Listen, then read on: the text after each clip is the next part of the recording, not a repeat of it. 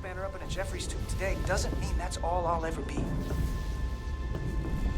Again, cranking a hyperspanner up in a Jeffries tube is a great Star Trek innuendo. I mean, cranking my hyperspanner up in her Jeffries tube later on tonight, you know what I'm saying?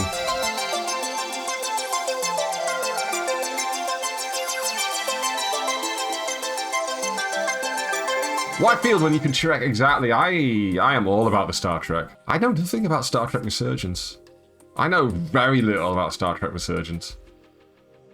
I basically saw the trailer and was like, oh, a Star Trek game? Oh, it's a kind of Telltale style, you know, adventure game? It's not Telltale, but, you know. I was like, say no more, I'm there. I'm there. So I know very little about it. I know Jonathan Frakes is in it, so fantastic. I don't know if any other known Trek characters are in it.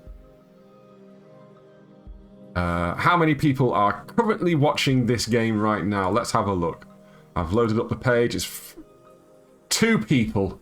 Excellent. It says me on 7 viewers and someone else with 2 viewers. 9 viewers in total.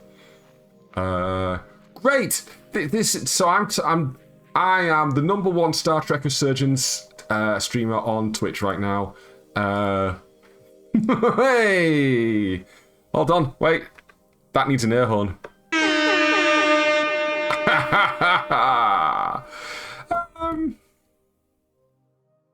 Yeah. So what was I going to say? Yeah, so I know nothing about the game. I don't know what the story is. I know it's new Trek, so it's not like a... It's like...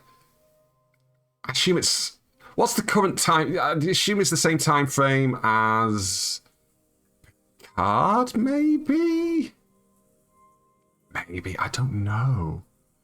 Is it going to be like... Well, maybe a bit earlier than Picard.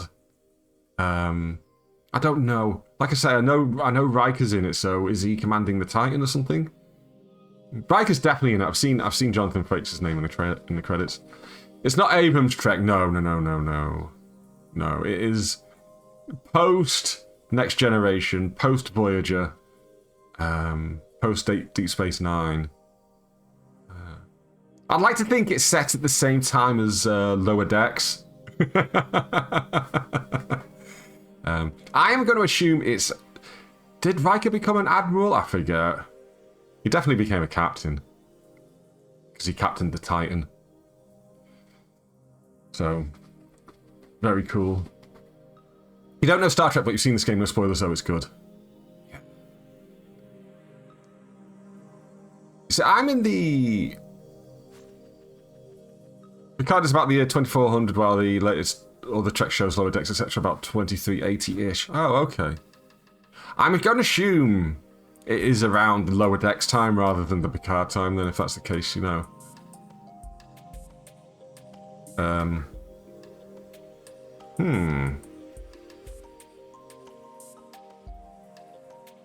I forgot where I was going, though. Oh, you don't know So, okay, what I was going to say is I'm in the... Oh, yeah, Discovery's well in the future. So I am in the position where I watch a lot of Star Trek, but I am not one of those people that goes deep into it. I, like, watch the shows. I've read a couple of books, you know, a couple of the novels from back in the day. Beyond that, I don't engage with it much. Engage? That was not a pun. Oh, it is now. So it's like, what year was Cochrane's first warp flight? I don't know that. It was straight after... It was while Earth was recovering from World War III. I can tell you that much. I should be able to tell you because in an episode of Lower Decks, they go to the Zephyr Cochrane exhibition place. Yes, it's pretty soon, yeah. 2063, there we go, then, just around the corner, fantastic. I'll probably be dead by then, unfortunately, but, you know. Look forward to Warp Drive very soon. I mean, first we've got to get, you know, regular rockets into space. Because Zephyr Cochrane was a drunk in a bar. I mean, obviously he was a scientist and stuff, but, you know, he managed to cobble together a spacecraft in a kind of almost apocalyptic era Earth. Can it wait a year? That's 100 years of Doctor Who. Oh, yeah. Well, there you go then. Zephyr Cochrane making his first flight at warp speed while watching the 100th anniversary episode of Doctor Who. The Trek timeline keeps shifting though. Strange New Worlds recently shifted things so Khan hasn't happened yet because of supposedly happened in the 90s, because clearly would have noticed that. That's right. Well, you see, that's the problem with sci-fi, especially classic sci-fi, which... Because obviously when they first made Star Trek, they clearly didn't think that we'll be watching it 50 years on or whatever it is now. And... You know, because back in the 60s, when Khan first came into it in the original series, because he wasn't a new character for the second Star Trek movie. No, he was in the main series for that one episode. So back in the 60s, they were gone, oh, the 90s, the far-flung 90s. Fantastic. We'll use that. So, you know, when you actually put dates on your events in your sci-fi, especially if they're kind of within reach, then you're bound to run into these things where, you know, like you make predictions about these things, and yeah, come to these things where it's like, oh yeah, and we were making super soldiers in the 90s, and here's Khan, and he went homicidal and killed everyone. Yeah, Blade Runner was 4 years ago now. I remember that passing. Of course, everybody remembers Back to the Future Part 2 was set in the future year of 2015. And Buck Rogers was set in... Buck Rogers made his flight in 1986, I think it was. I think the future year of 1986. Anyway, Star Trek. I'm going to have to edit that little bit. Just this weird little tangent about Teemu out of the VOD. Because this will be going up on my YouTube channel, of course. I always do my Sunday streams on YouTube. So there we go. I have been sat here, this entire time, I've been sat here with the music to this game playing in my ears. It's just kind of like incidental music. Quite nice. Anyway, let's get on with... Wait, does this not support... Oh, my pad's not on. That would help. Pad it turned off. There we go. Right. Space lightning. I want you to notice something. There is no graphics settings in this game, other than the screen resolution. I can turn motion blur on and off. I can put it on full screen. I don't have it full screen because when I stream, I don't full screen my games because I need to see other stuff, like you guys, for instance. That's literally that for the settings. That is literally it. There's no graphic settings. What the hell? So this is as nice as it's going to look. All right, empty slot. Begin. Engage. Like I say, I'm not expecting many viewers on these streams, these Star Trek streams, because there's like 2 people streaming it and I'm one of them. This is a dramatic lives adventure. You've played Telltale games in the past, right? It's like one of them.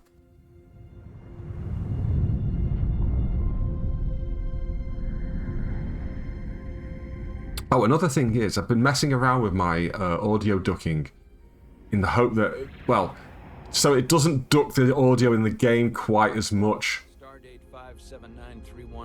If it drowns me out, let me know, or if I've done it wrong and it goes completely silent, let me know as well. After spending too many months piecing our ship back together, we're finally about to venture out on a new mission. Wow. And the crew isn't letting this unprecedented ion storm slow them down. Oh, there you go then, Alex. Kent Muddle. I know I am. Fortunately, nothing ever stays the same. It's entropy, the nature of the universe. Oh, we're getting philosophical here. While entropy says order gives way to chaos, We're getting deep, people. change is good. Did I get that moth? Lazar Levine. What a great name. Our new first officer is en route to the Resolute. That's us, I think. I know she'll bring a welcome dose of new blood to the crew.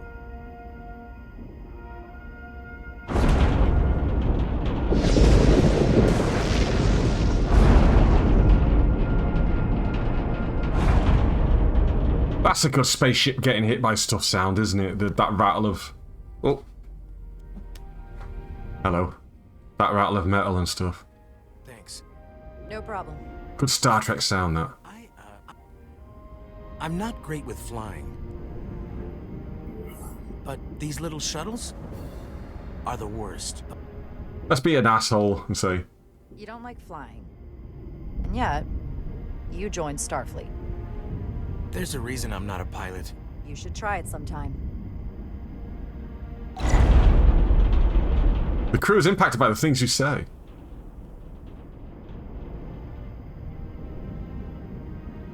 Sorry, I'm a little anxious. I hadn't noticed. I'm on my way to my first assignment. When we get to the starbase, I'm transferring on to the Resolute. So am I. Is that it? Easy for Chara to step in and tower like this. But if What class of starship is it? she knew she could become when she was a kid, I can't recognize them by the look these days. she'll be the XO this ship needs right now.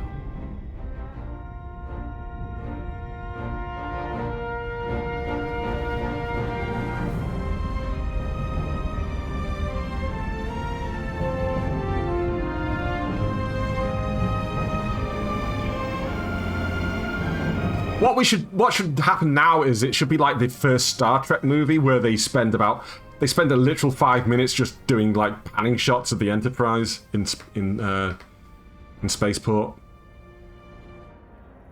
just really kind of showing off the model work they did for the movie. We made this fucking model. You're gonna spend the next 5 minutes looking at it. Enjoy. Look at the money we've put on screen. You will appreciate it.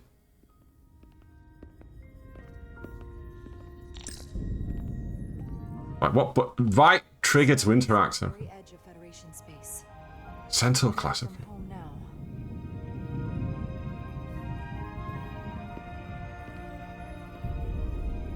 I thought about the first Star Trek movie this week when I went to Jodrell Bank, and they were talking about Voyager 1. Or Vija, as it became known. I'm not usually such a nervous wreck, by the way. I actually did well at the academy. Oh yeah? Maybe you've heard of the Torvalin test? Sounds familiar. It's a tactical simulator that makes the Kobayashi Maru look like a picnic on It guitars. can't be a Star Trek property without mentioning the Kobayashi Maru these days, I swear to God. Not just in my class. I mean, all time. Only top 20! Academy. Okay, let's be nice this time. There's that. Let's just... Really? That's quite impressive. Thank you. It was tough. But you know, I set my mind to it and it paid off.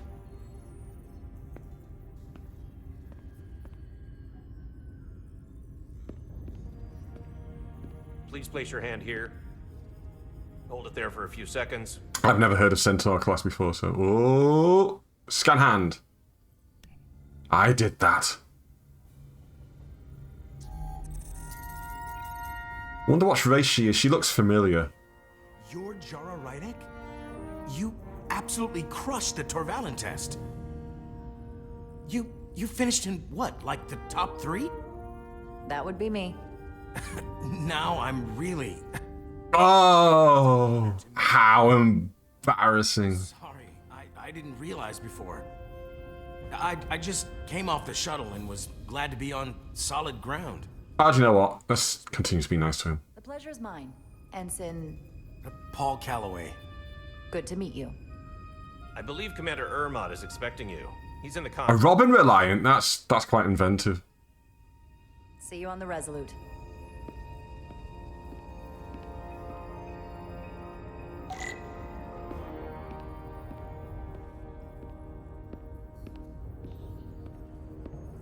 Can you break into a jog? No. We are taking our time through the corridor here. Oh, he's nice. I like him. I don't know who he is. We'll probably never see him again.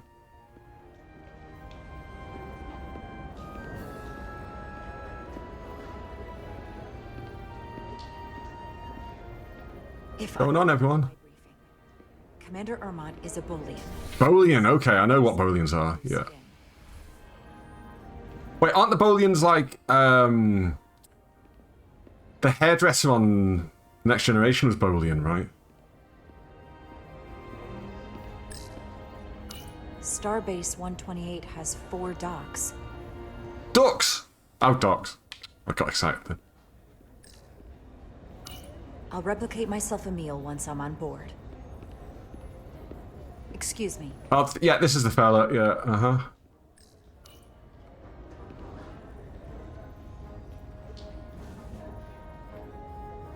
Welcome to the edge of the galaxy, Commander Rydek. I'm Commander Jan Ermont, Operations Officer on the Resolute. Oh, Commander, I thought it was getting in a bit too close then for a second. No. I hope there wasn't too much trouble getting here. The blue micro. Isn't making anything easy for us right now. I know conditions are less than ideal at the moment. It was a bit bumpy, but otherwise okay. My apologies. This storm is unlike anything I've seen before. We're grateful you were able to come fill our first officer vacancy at such a Vacancy. From everything I've read and everything What happened to the last first officer? to us, To shreds, you say? from a premier starship and all, to our little research vessel. I'll do my best to live up to expectations. Oh, I'm sure you'll do just fine. And if I can help in any way, just let me know. Should I be an asshole in this? I don't know. Ooh, there she is. NCC 92317. Okay. The U Just shreds, you say? may not look like much compared to the bigger ships, but as far as science vessels go, she can more than hold her own. And she doesn't look so bad considering 6 months ago she was nearly cracked in half, venting plasma, fighting for her life. It was an accident? Wow. Malfunction.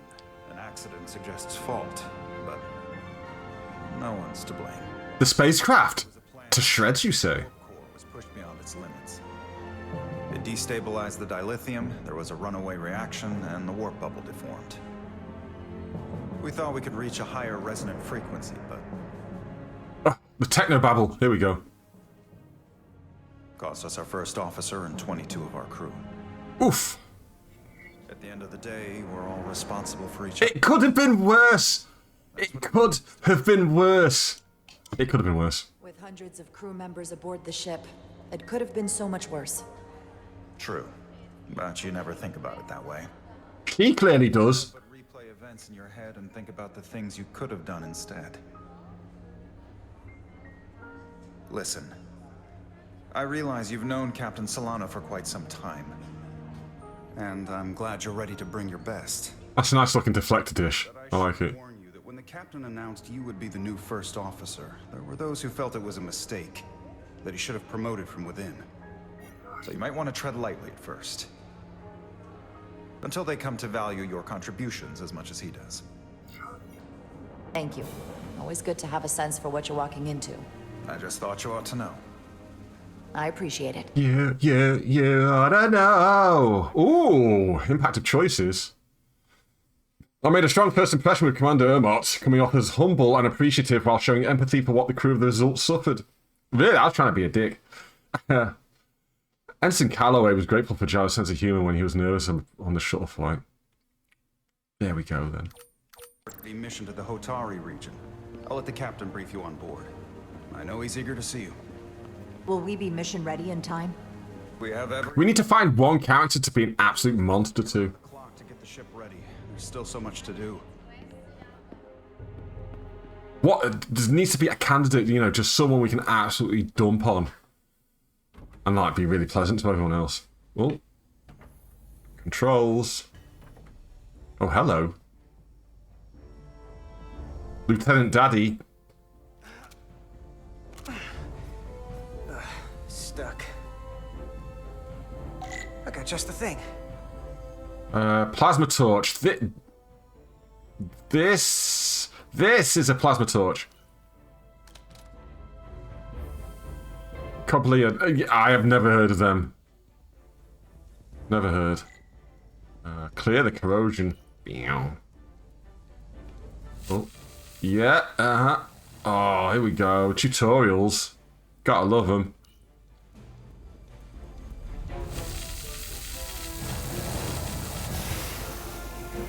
I'll need to deal with this with consequences later on. You know, this control thing.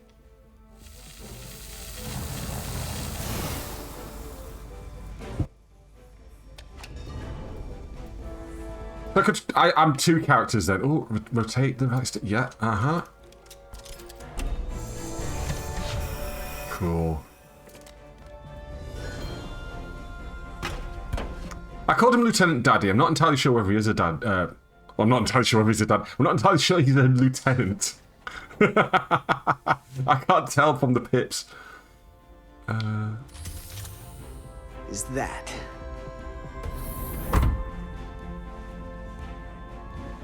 He'll never stand up to Captain Daddy from Discovery, though. Fucking...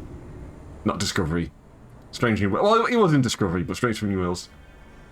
The lower decks! Yes! Lower decks, here we go. I thought the thing was totally fried.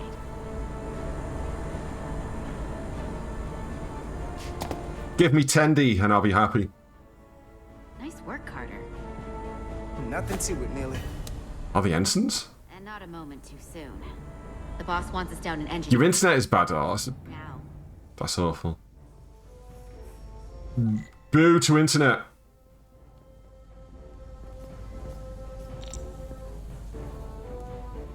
I don't want to run, I just want to... Oh, okay, fine. Move probe. Hell yeah, let's move the probe.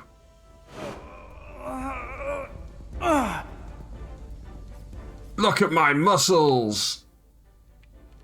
Come on! Ah, sunflare! Oh, these are heavier than they look. Makes more sense than zero G.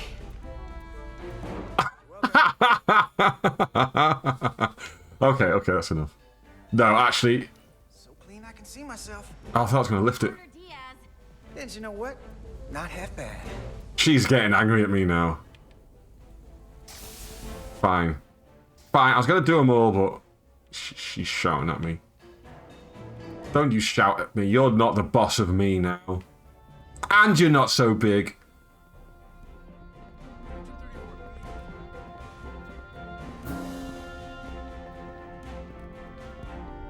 Now this is a good classic next generation style corridor with like the padding on the walls and stuff. Rather than the sleek metal looks that they've been going for recently, you know, with the Engineering. shiny metal floors and what have you. I heard the new XO just arrived. Won't be long before we get underway.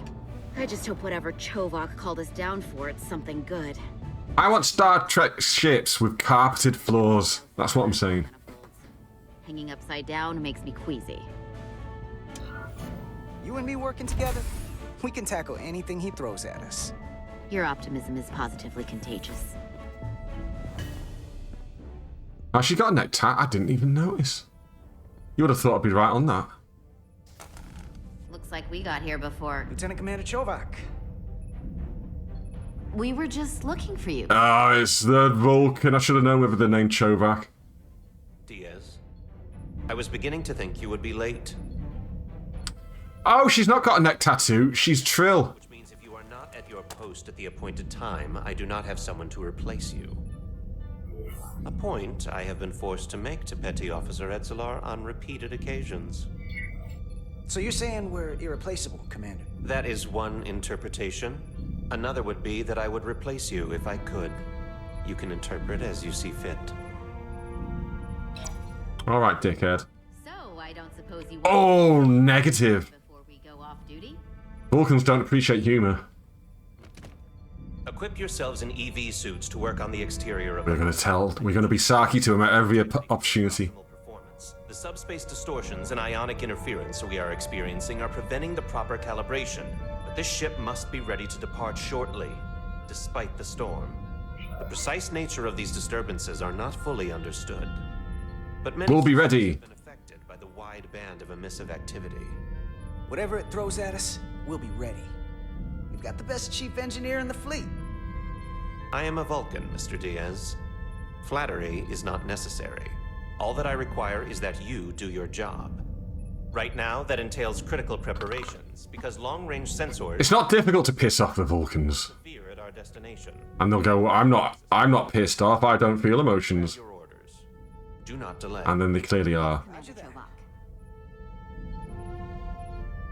All hands on deck. Lucky deck. What's that? All hands on deck. That's what Chovak said. You know what that means? It means this ship isn't ready to go out and the brass know it. So they're throwing every warm body at it. And they're going to leave on schedule. Consequences be damned. Now, you gotta have some faith, Nilly. Starfleet Command wouldn't send us out if we weren't ready. Wouldn't 6 they? months ago, I Wouldn't probably they? would have said the same thing. But this isn't just any old refit or any old relaunch. Oh, whoa. Excuse me. A lot of new faces coming on board. It's gotta be tough coming as a replacement. That's for sure. They better be ready. We've been through a whole hell of a lot as a crew. They're gonna have to prove themselves before they're really one of us. Yeah, you're right. Anyone could look serious in a clean uniform. Show me what you can do when everything's falling apart. Hold on. Yeah, just get Rutherford on it, he'll sort everything out. Face I didn't expect to see again. Hey, Miranda! You weren't gonna leave without me, were you? Miranda, you're here? It's Miranda, everyone! Transfer came in at the last minute, so I figured I'd slum it on this bucket of bolts. Looks like you got her back together pretty nicely. I wasn't sure what to expect. Welcome aboard. I'm gonna We're clearly friends. pretend you didn't say that and welcome you aboard. He's a better diplomat than I am. He still owes me a bottle of Saurian brandy. Don't Plus, he might have a chance with her, Oh, yeah, you know? it's coming back to me now. Maybe Carter can rustle up that bottle and we can give you a proper welcome. As soon as we wrap up Hell yeah. a little spacewalk.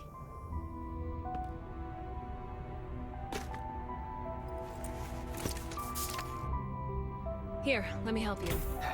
Thanks. So what's the word? Are you back in the security rotation? Yep. Still running with the usual suspects. Whoa. Wow. Good to go. Oh, back with the Challenger references, are we? Excellent work. See you on the other side. Oh, that's ominous. Oh, she meant of the job. Okay.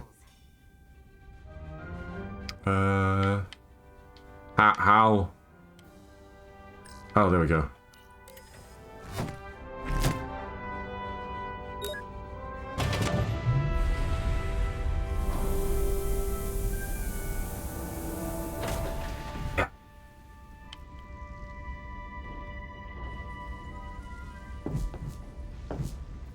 Oh, I get to hold the left stick up. That's fantastic.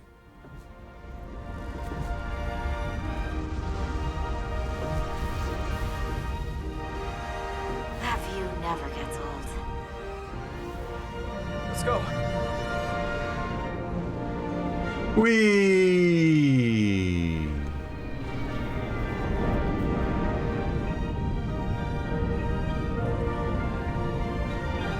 Now we're getting the 5-minute flyby. Let's do this.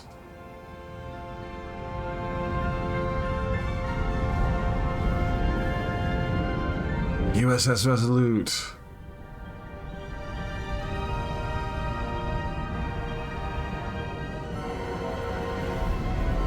Oh, back to the other character. What was her name again? I've forgotten already. Oh, ad start in just a minute. I do apologise to anyone who's not subscribed. You're going to get an ad. Here momentarily.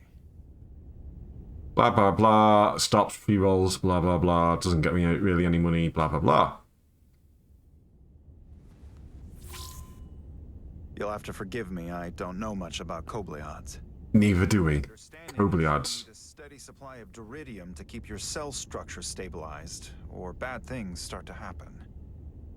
And we have plenty of duridium in City. Duridium, eh? There's no risk of running out. Thank you. Feel free to make yourself at home. And help yourself to whatever you like from the replicator. That's so kind of you. To let me replicate whatever I want to eat.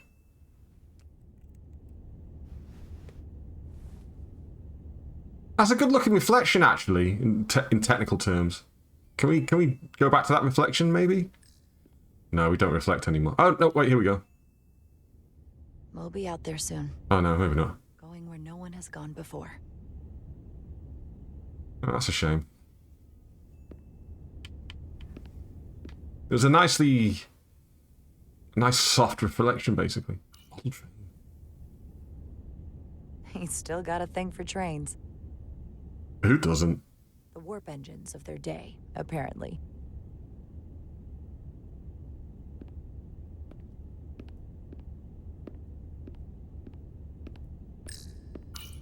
Just a sip of something. Bakagino, yeah, absolutely. Ractagino. Ractagino, sorry. I knew what it was. They drank it all the time in Deep Space Nine. Bajoran coffee, basically. That sure has a kick. Wait, was that it? Oh, please. What a waste of energy. Last time I saw you, it was graduation from the academy. You'd already secured one of the most prestigious assignments possible. And you were burning with enough ambition to fuel 7 trips around the Necrit Expanse. It's good to see you again, Captain. I could not be happier to have you on the Resolute. The only regret is that we couldn't provide you with a warmer welcome. Captain Pornstaff there. Officer to her new ship deserves a bit of fanfare. But, unfortunately, we've had our hands full with the refit. That would be totally unnecessary. I don't need any pomp and circumstance. You've been here all of 5 minutes, and already you're trying to make us more efficient.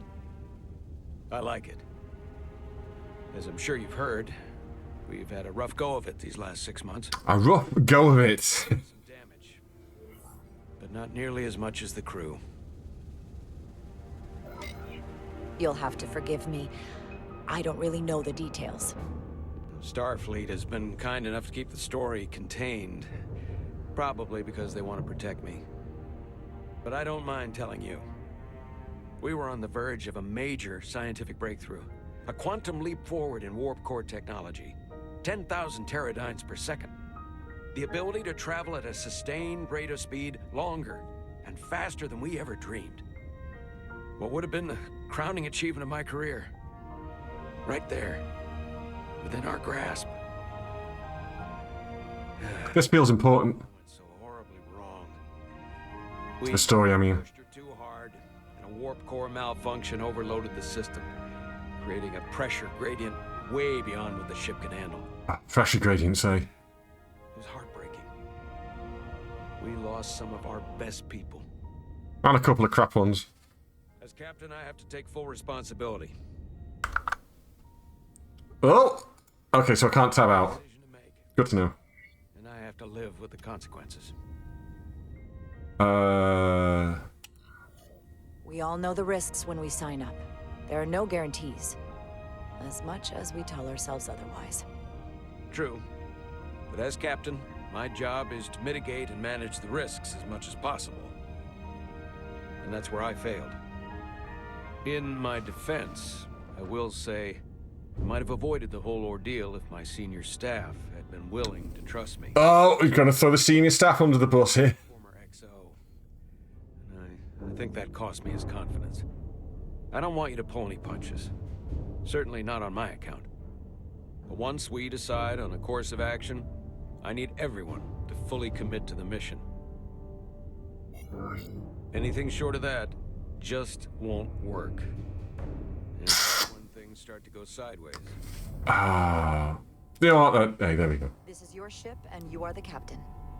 So as far as I'm concerned, whatever you say, goes. That's the kind of support I'm looking for. Looking for yes, man. Well done. Be blunt. We can't afford another mistake. Or at least, I can't. I feel like my career is hanging in the balance here. We need a win. Something to restore the crew's confidence. I understand. I'm sure we won't get that at first. On a more positive note, Starfleet has tasked us with what they're calling a mission of the highest priority. Escorting a senior diplomat to Hotari space. A busy party with the captain. Peaceful and otherwise non-aggressive civilizations now find themselves on the brink of all-out war. So it's a peacekeeping mission. I see it as a golden opportunity to not only prove what the Resolute and her crew are truly capable of, but also a mission. Get good reflections on the table as well, just off that yellow line. Sorry, it's weird that I look for stuff like that, but Suggested several orders of magnitude stronger than anything on just a record. nice, Total anomaly like a nice wood effect. and you'll never guess where it leads. Hatari. Exactly. Very nearly in the I precise should listen to this. I'm not. where I imagine the interference will be exponentially greater. But the diplomat will brief us on the details at the rendezvous. But are we prepared to embark on the mission? As much as I'd like to think that's true, I have my doubts. But I don't want to get ahead of myself. I expect we'll have some rough sledding when we arrive, so I need you to prepare the crew for the worst. There's just one more thing I want to clarify up front. The metric that for me will be the ultimate measure of your success. What is it? Nobody dies. You're serving as my first officer. You don't one day find yourself with a ship of your own. Then I will consider it my personal failure. Kill you. Got it. What might happen is entirely up to you. The sooner the better. Without saying, you have my full support. The sooner the better. Hopefully that day comes sooner rather than... Like I said, when it happens is entirely up to you. But first, you have to be willing to put in the work. Of course. Come. Let me introduce... Ah, neutral impression because I got a bit cocky at the end there. Hold on.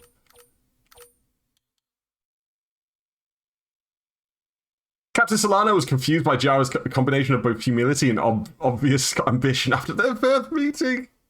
I just completely flipped on him, basically.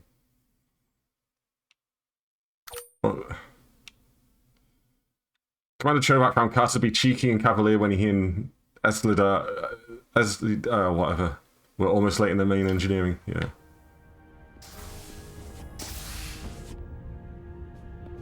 Oh, NBA 2K24. They give you all sorts of weird adverts on Twitch.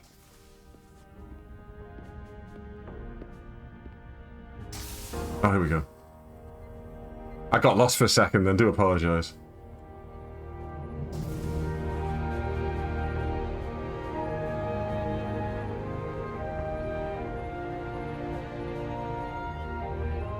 Everyone, if I could have your attention for a moment. I'd like to introduce Commander Jara Rydek, our new first officer.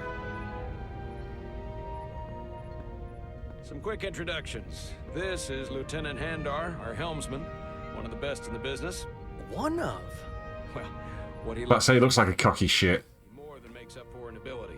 A pleasure to meet you, Commander. Obviously Bajoran. Next, we have Commander Westbrook, our chief science officer. I've come to rely on his expert counsel on a regular basis. Pleasure.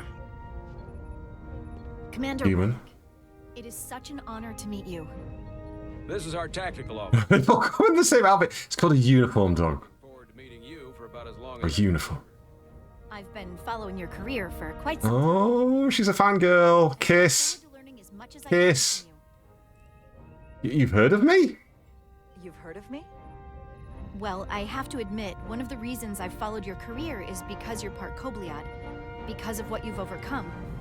Starfleet stands up for people who can't defend themselves, and you were one of those people once. But since then, you've done so much to protect others who need it. I really admire that. So, you've been something of an inspiration. That's very fun. It sounds a bit patronizing to me, if you, to be honest. Set a standard to strive for. Oh, I don't know what to say. That's incredibly flattering. I'm being nice. Oh. Someday I can follow in I don't want to crush her. I'm sure you will. And then, of course, you've already met Commander Ermont. Please, do everything you can to make Commander Rydek feel at home here. I'll be on the starbase. Have an urgent meeting with the starbase commander to get our authorization to get underway. If they drag their feet any longer, we won't make our rendezvous. The bridge is yours. Hell yeah! But we'll cut away to the other character before we can do anything about it. Oh, no. Oh, I can walk around before sitting in the commander's chair. Or captain's chair, should I say. Let's have a look. What can we see about this bridge? We got panels with the LCAR system showing blocks of colour. That's exciting. We've got some more LCARs and more blocks of colour there. Got a turbo lift. LCARs. We've got some command codes on this one. More blocks of colour at the bottom. Nice picture of the ship. Wireframe, very retro. Maybe it's an Atari game she's playing. I don't know. The nacelles up there. Propulsion. Blocks of colour. There's the ship. Oh, Master Systems display. Okay, let's examine it. So many decks. Full of crew that are now my responsibility. Do not get them killed. Ah. This is the machine that goes ping. Communications. Keeps us in contact internally and with other vessels. Yeah, thanks for that. That's good. Now, here's the tactical station. And you can see here it's quite high up. She's stood like this, right? With her hands just below shoulder level going do do do do do do. So what it is, right? If you remember, if you watch Star Trek The Next Generation, Tactical was in the same position but lower down, and Riker kept sitting on the console. I bet at least once he accidentally let off a photon torpedo using his ass. Tactical station. Hopefully a diplomatic mission won't require we use our weapons much. But if it comes to that, we'll be ready. Okay. I guess I'm sitting down. Commander, Chief Engineer Chovak needs to lower the structural integrity field. He's sent a crew out to recalibrate the emitters in response to the danger posed by the storm. Oh, that's right then. Permission granted. Lowering structural integrity field, now. Entering maintenance mode. Condition blue. Blue alert! Change the bulb. The storm is getting worse. Looks like they turned off the SIF. Great. Let's get to that emitter.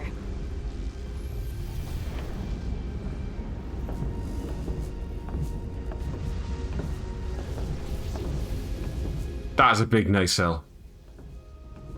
Every time we're out here, I half expect to see her in pieces again. Don't worry, still time yet. It adds character.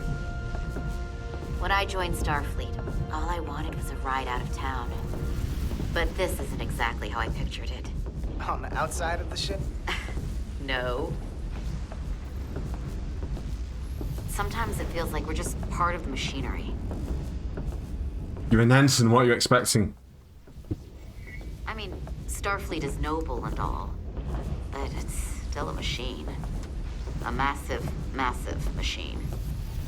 I am more than that. I am more than that. Yeah. And so are you. You wanted to get away. I enlisted because I didn't want to wait years just to get out and see the galaxy. I wanted to go somewhere. See new worlds. Anarchist Edison, yeah. No one's ever seen before. We're just part of cogs in the machine, man. Spanner up in a Jeffries tube today doesn't mean that's all I'll ever be. He must be cranking his hyperspanner up some alien races. Like Riker and Kirk. You may proceed with the recalibration.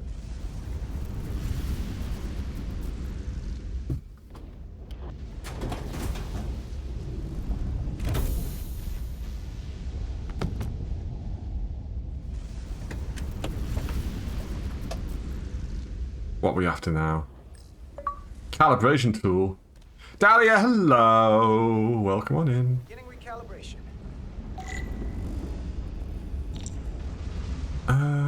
Turd nodes. Careful. Too much action and harmonics will deflect the alignment. Light touch, Carter. Wait, is that done? I can't do anything. Hello? Nothing. Oh. I can zoom in. I can't move anything though. Hello? Ah, don't. Another Star Trek game that's soft locking on me. Come on.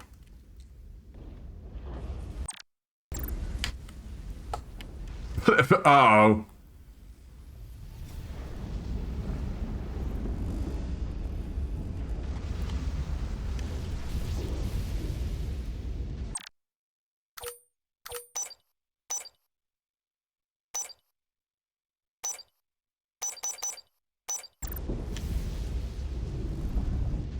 God damn it. Well, we've hit our first bug in the game. Can I quit? Out? Main menu. Yeah, there we go. Play. Continue. Right, where's it going to put me? Oh, I've got to go through this. Right. Looks like they turned off the SIF. Jeffries tube today doesn't mean that's all I'll ever be. Again, cranking a hyperspanner up in a Jeffries tube is a great Star Trek sex innuendo. Acknowledged. You may proceed with the recalibration. Gonna be cranking my hyperspanner up in her Jeffries tube later on tonight, you know what I'm saying?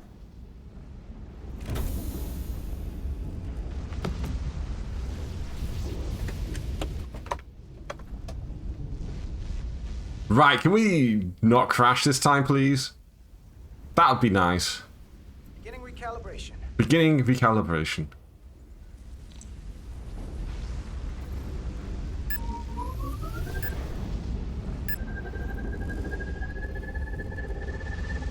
Careful.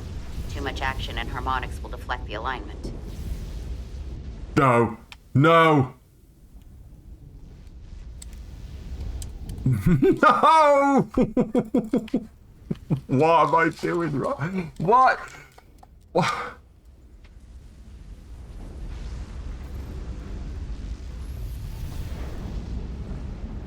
What's going on? Seriously? It's happened again. No!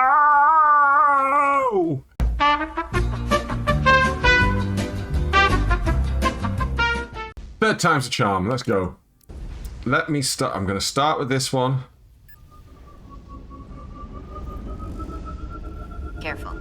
Too much action and harmonics will deflect the alignment.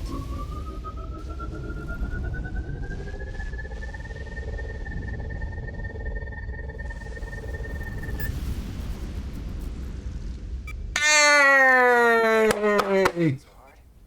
We're past. Hey Jim, how's it going? Jim, that took us 3 attempts to do that because it kept soft locking on us, so. Commander Westbrook, right? Chief Science Officer.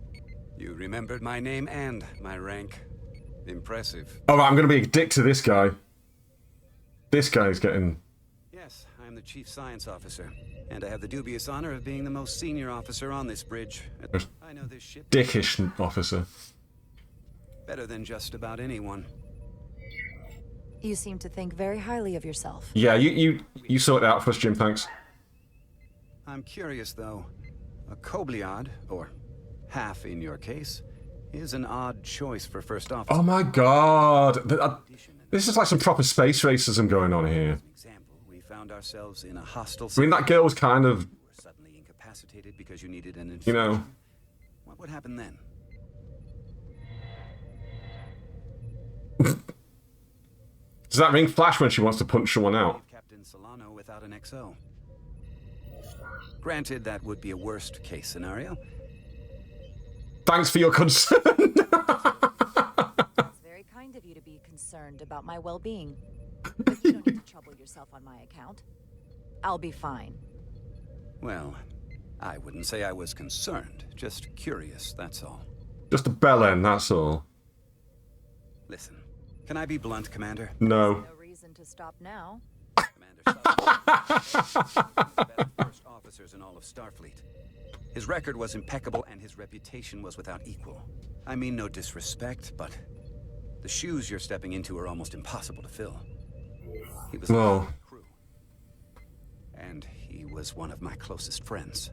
do you have a problem? She'll live up to expectations. Let's go on. Mr. Westbrook, if you have some kind of problem with me, and you just met me so it has nothing to do with me, you're gonna have to figure out how to get over it. Because I'm here, and I'm not going anywhere. Do you read me? Loud and clear. I'll stick to science. That is one. Stay in your lane, Very well. Lieutenant Dickhead, or whatever your name is. Seeing as Captain Solano is on the starbase, let me give you an update on this ion storm we're flying into. Yeah, do you do your science, mate, and shut the fuck up afterwards. At the moment, I can't tell you if the Resolute will shrug it off or if we're putting ourselves at risk. However, if we learn more about its patterns, its nature, we can come up with a scientific countermeasure. Just a moment. Ooh, that's probably bad. Red alert!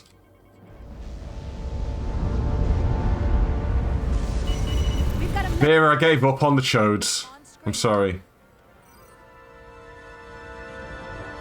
That science officer's a chode, though. Trajectory. Starbase docking clamps are holding. The storm's emissions are fluctuating, coming in waves. And if my projections are right, we're about to get hit by a wideband burst of ionic energy, like a tsunami. I'm reading power abnormalities. Red alert! Estimated time to impact. 2 minutes. Red alert! Aye. Red alert! There it is. Evacuating main gangway and retract. Now we've got lots of red alerts going on. Putting sensor visualization on screen. Structural integrity field shut down. We can't take a direct hit. Time to impact. 1 minute. Shield systems are severely impacted. We have limited protection. I need every available solution. What are our options? We can weaken the impact of the storm with a deflector pulse. There's a Nice. better way. I'm sending all Oh, go on. power to the deflector dish. Send the Wait. auto power to the shields. We can't reactivate the entire shield bubble, but it's a directional threat. So we can orient all we have towards the wave. Oh, I like that idea. You have to believe me. I believe her, she's pretty. Shot at this. We can't afford to get it wrong. Shields up. That's right, which is why we need to send power to our shields. Petrosian, get those shields up. Rerouting power to shields. Stand by. I like her idea. We've only got one shot. Ooh, look at that. My command.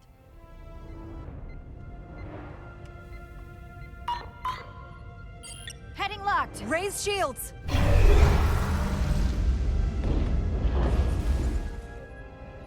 This is it. All hands, brace for impact.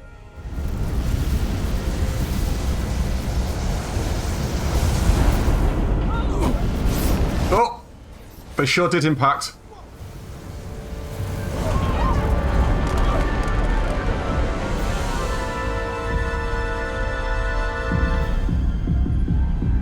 Whoa, What happened? that's a little weird.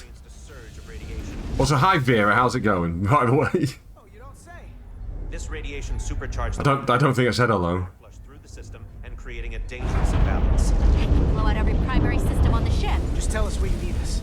I need you to traverse the hull to the access port to recalibrate the port nacelle plasma regulator.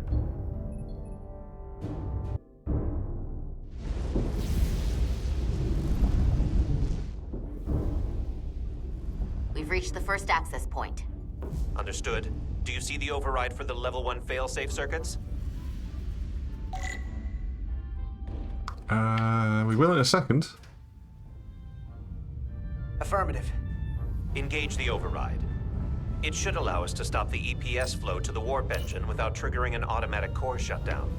Ooh. So, yeah, the proper Amogus. They're all sus. Failsafe override engaged. Are you sure? We're past the CIS calibration, it's fine. We need to route the signals so they don't interfere with each other. Sure. We can do that.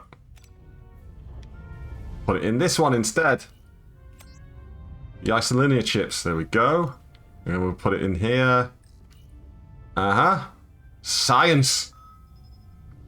Diaz to Resolute. The failsafes are temporarily disabled. Moving on to the EPS regulator.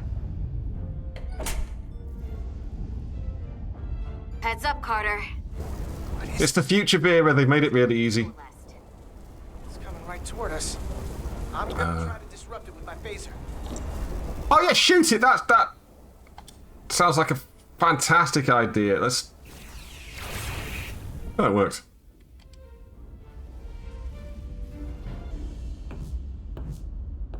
So we gotta climb up the pylon. Not that there's really an up, but, you know. Now up in space, etc., etc. I love the fact that you called it a puzzle. Been really kind about it there. Oh yeah, shoot, yes! This is a tutorial for shooting stuff later on, I'm sure of it. Oh, I love the sound effect though.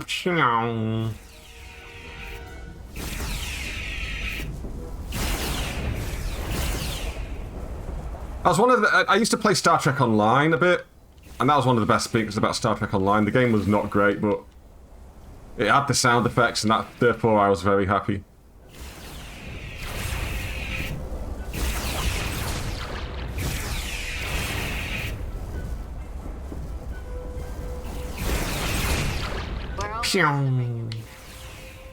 Oh, there's one here.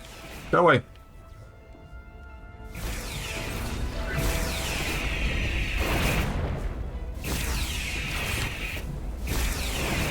This sure is going on. There we go. Ah, can I shoot my co-worker? I didn't even try. Opening the access panel. I feel like I failed as a streamer for not trying. Flow to the port nacelle. We have little time before it causes an overload in the engine. You must work efficiently. All right. Thanks for checking in, Vera.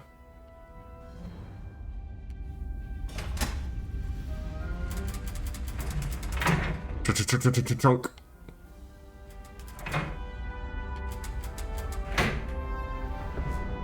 EPS manifold. He looked very pleased about his work turning that handle then.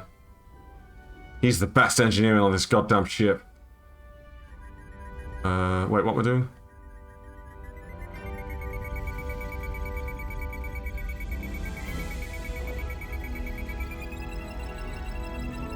That looks good, that looks good. No, that looks less good.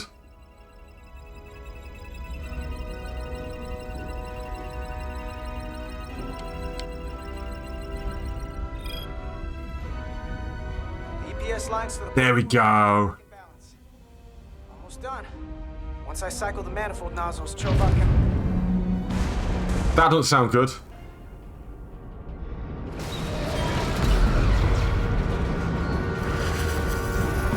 Oh no, the paintwork!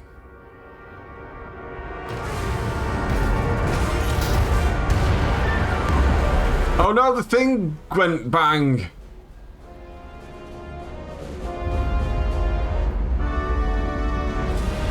They should probably get inside, like, really quickly. Get down! Diaz to bridge! We just lost the docking clamp. We've got a lot of debris coming down. All vibrations, too. We can't finish the EPS regulation in these conditions. Please advise. We have to release the ship from that other docking clamp or the hull will be ripped apart. There's a problem. The clamps are supposed to disengage automatically in an emergency, but it's not working. It never works, does it? The docking clamps are fitted with exploding bolts for an emergency release. We've got crew out there. That'd be like setting off a bomb next to them. Maybe there's another way. Transport them back in then. Put him through. Resolute, the remaining mooring arm is failing. You need to disengage from the starbase now. The damage to the station will be catastrophic. We have crew outside and are looking for the We have safest way people to... on this station. If that mooring arm breaks, we could lose dozens of crew. Commander, hear me out. Oh, you see, that pleased everybody because I went to bat for our crew. Theoretically, we'll repel the docking So that's good. And repel the engineering crew right off the hull into the storm. This is Captain Solano. Put me on screen. Go ahead. Captain, we have a situation. Commander, what are you doing? Blow the bolts on the docking clamp. The captain doesn't know the whole story.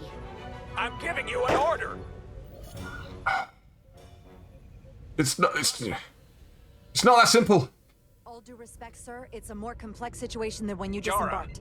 I need you to do the right thing. We can't have this go sideways before we even leave for the mission. The captain made himself quite clear. He did. They're gonna get hammered with debris out there. They are. Can we not just beam them back in? No, I've got to follow the order. There is protocol. And there are lives. What is the holdup? We're going to blow the bolts. Starbase, stand by. We'll warn our crew to take cover. Get it done, Rydek.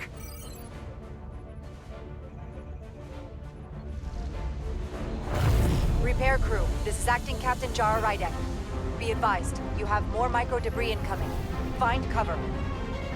Oh. Lily, get under the access panel. It's armored with duranium. They've already talked about the Kobayashi Maru. This is not. Carter! Maybe we can both fit behind this. Oh yeah, JP, you're right. You're right.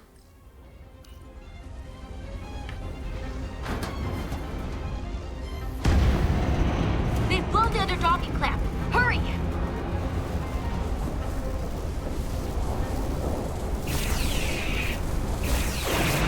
Woo! She got there first.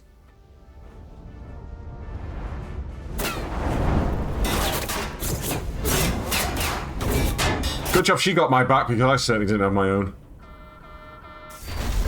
Plasma imbalance Ooh. is reaching critical condition. We are moments from primary system failure. I got it.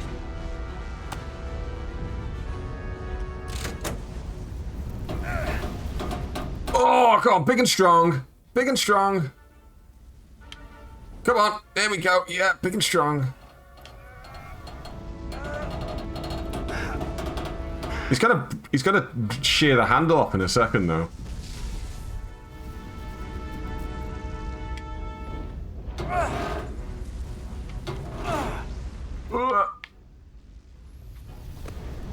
Here we go.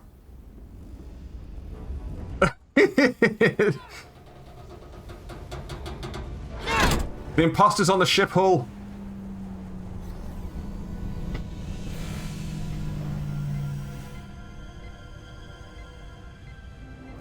That science officer's sus. If we're looking for a... Whoa, oh my god. Oh, right off the head. I got you. Petty Officer Etzelar's hurt and unconscious. I'm gonna have to tow her back to the airlock.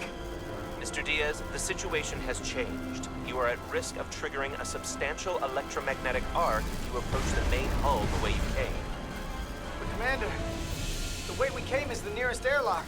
There is an auxiliary hatch. It's the built-in drama feature. Miss Etzelar there to access the interior. JP, they need to be like that. Roger that. Going there now. He's pulling her along like me having to pull my kids along when they were little, having a tantrum. I'm at the auxiliary hatch.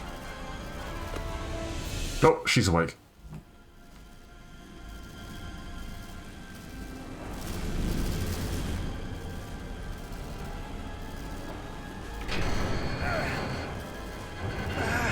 All these bits where you've got to press the left stick up and stuff like that, you know, to interact with stuff. Just reminds me of a flipping Quantic Dream game. Get in there. Not on your life. Let's not let it come down to that. Yeah, fewer new people. No. No really dodgy, Uh-oh.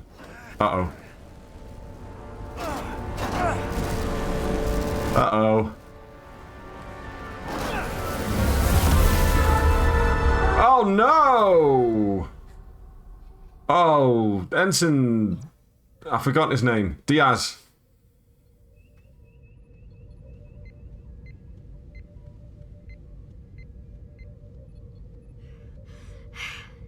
We made it.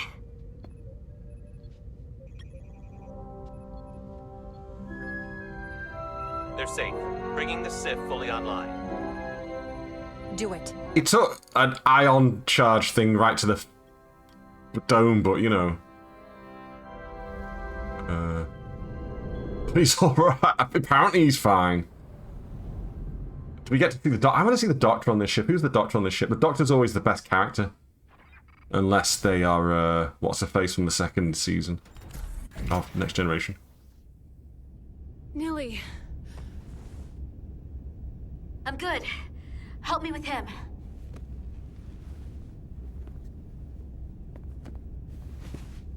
Let's get this off. Oh, he's gonna have a cool scarf for the ladies. One wounded at my location. Carter. You don't look so good. Gonna look great once he's healed up and there's that fucking cool scar on his face. You gotta be more careful. I just got here. I'm not ready to see you two get blown to space dust just— What was the name of Crusher's replacement in Season 2 of Next Generation? I can't even remember. It should come to my mind straight away because I've seen it so many times.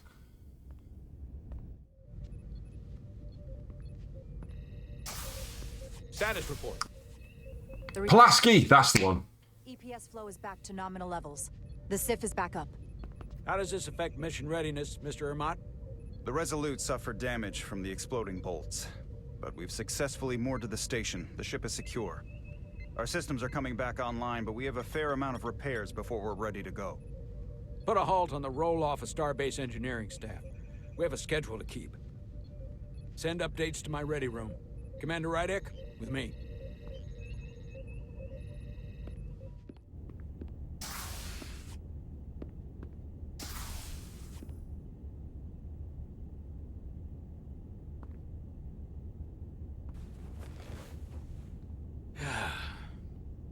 What a debacle. I was caught with my pants down. Not even on my own ship when the wave hit. I had to go running out of the Starbase commander's office just to... But you followed my order. I appreciate that. Hell, I'm relieved. You're the captain of this ship. You give orders, and I'll execute them. What I remember about Pulaski is that she pronounced Data's name wrong when she first met him, and he had to correct her on it. They were all... She called him Data. He was like, no, it's Data. Were ready to go against my orders. I'm not blind to it. No, let's defend them. I think you're wrong about that. You still have the respect of the crew, and we have bigger things to deal with. We have a high-priority mission ahead of us and a lot to do to get ready. We're going to have a pretty big problem if I can't count on the bridge staff. To say nothing of the rank and file.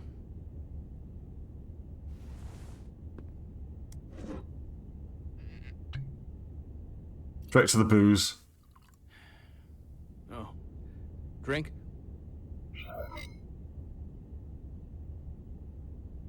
I'm gonna say no thanks. No. Thank you. Drink responsibly, children. Wait, no. Don't drink at all, children. Unless it's fruit juice or water. Your predecessor, Commander Sutherland, is missed. But for all the adoration of the crew, including the senior staff, I just couldn't rely on him. Yeah, it's just aged fruit juice. Undermine me in front of the crew. I sometimes think they still hear his voice. That sort of thing is a way of lingering. And you can't argue with a ghost. Captain, perhaps you and the crew would be better served if you look at this mission as a fresh start. You can never really leave the past behind. If we don't... Why do the voices come to me to die? Why do the voices come to me to die? This won't be easy. But I'm glad I Oh, have... hi, Tech. How's it going? I see that you just started put early impressions. Well, it soft locks on me twice. We've got our final Starfleet clearance to depart. But apart from that, it's been fine. Fetch Mr. Ermot. We'll knock out the final details of any outstanding repairs, and then we'll set out for Hotari. Yes, sir. It's not great, is it? But we got past it. Ready or not? Here we go. And I have been enjoying it. I've been oohing and ahhing at little graphical touches here and there.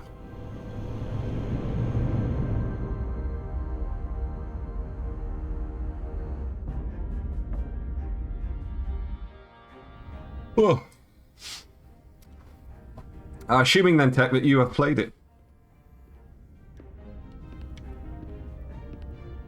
Don't glare at her. All departments reporting full mission readiness. We've got our full complement on board. This is my favorite moment, right now. The start of a new mission is always full of possibility.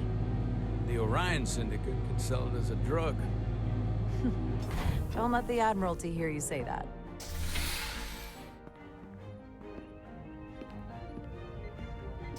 Got a nice chirpy music going. Sit. Sit, everyone. You all know, I'm not big on speeches. We're embarking on the first mission since our refit. Let's make it a good one. Disengage docking clamps. Oh, they work this time. Yeah, cool. Docking clamps released. Thrusters ahead, Mr. Handar.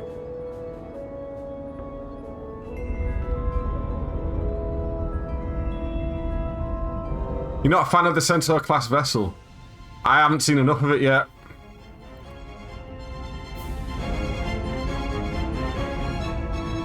Very few of the modern Trek ship designs actually wow me, to be honest. The no Galaxy class. Galaxy class is always going to be the best, I reckon. In terms of looks, anyway. The Akira, oh yeah, that's a solid one. Set a course for the Hotari system. Prepare to go to Warp 8. Hi, Captain. You know what? You take this one. Me?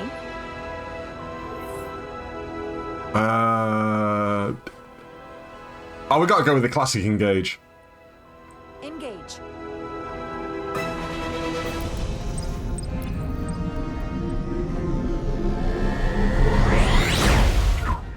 Oh, there we go.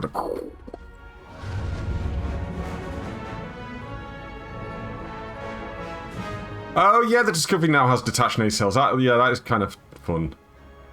I like. Do you know what? I do actually like the Discovery in general, especially when it does that jump and it spins and. Thank you. I'm fine. Really, You don't look so good. I would like the ship to go now, please. I've not seen any of Strange New Worlds, so I that's lost on me. Oh, her mood ring is glowing. It's red. That means she's angry. I have to get to sickbay. Go.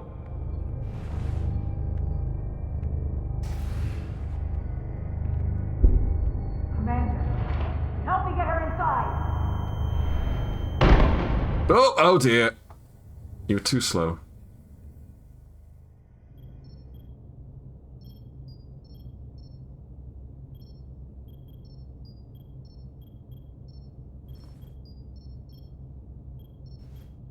How embarrassing on a first day and everything. She needs us. She's not herself when she's hungry. Quite a scare. A few minutes more and it would have been one of the shortest tenures on... Snickers, call me, sponsor me. Is that the engineer that was out on the hull? That storm did a real number on him, but he'll live. Just needs rest. You should worry about yourself. Your duridium levels got dangerously low and destabilized your cell structure. Duridium. This is definitely one of the more memorable first days I can think of. Space grape Dr. Aram Duval, juice. Chief Medical Officer. To be honest, I've never met a Kobliad before. You're... Rare. I know. I was going to say special. Your people's numbers have dwindled, despite the Federation's efforts to find a more readily available alternative to the duridium you need to survive. Yet you joined Starfleet and managed to thrive. Duridium. I imagine the responsibility must be overwhelming. Where have I heard duridium in Trek before? Where have I heard that? Duridium alloys? Was that what they were trying to... In Star Trek Enterprise, when they go into this expanse, I think they wanted to coat the Enterprise in duridium to stop the anomalies from affecting the ship, but it had a bad effect on the Pol. I think that was it. Maybe. I'm going to say that with confidence. It's who I am. I know what it means. And I'm going to go with I'm going to say that with confidence. But I can't be anything more than who I am. Deuterium. If someone has a problem with that, or Don't know that one. something else, then that's their problem, not mine. That's exactly right. And don't... I got the right answer. Well done. Like a science experiment. I just do the science and leave the experiments to Solano.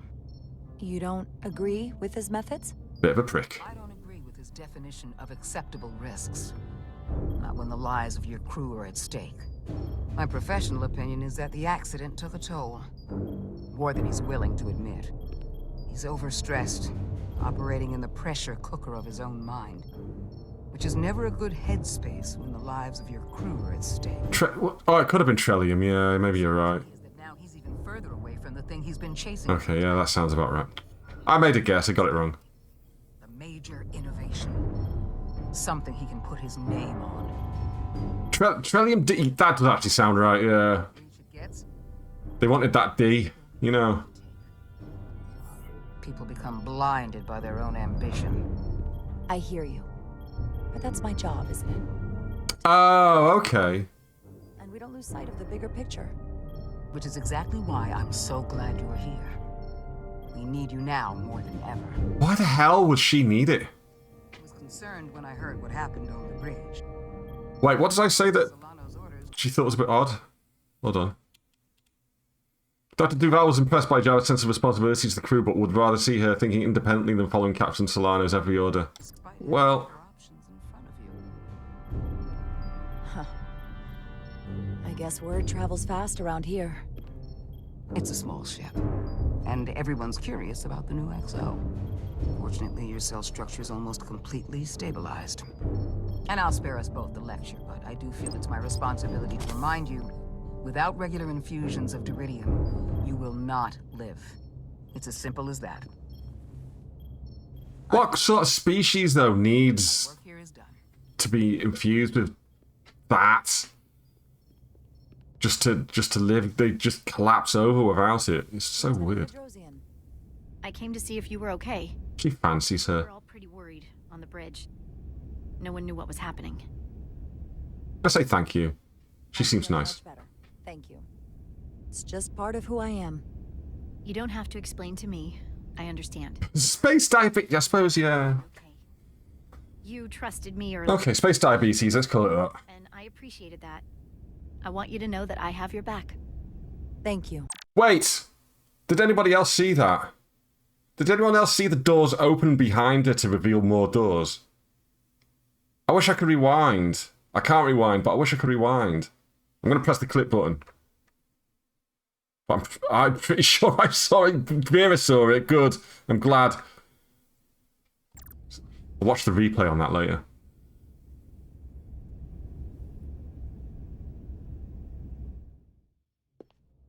Now, Carter, the emissions that gave you that burn are quite unusual, like everything else that goes with this storm. You now have 3 eyes. Of hyronolin and lectrazine to counter the radiation effects. That should help speed your healing. She's come by a couple of times to see you already. Oh. Be brief. It's good to see you awake again. Yeah. I was starting to get worried. Season 1 of Deep Space Nine was a bit rough, wasn't it? With Dr. Duvall. You did take one hell of a shot, though. How do I look?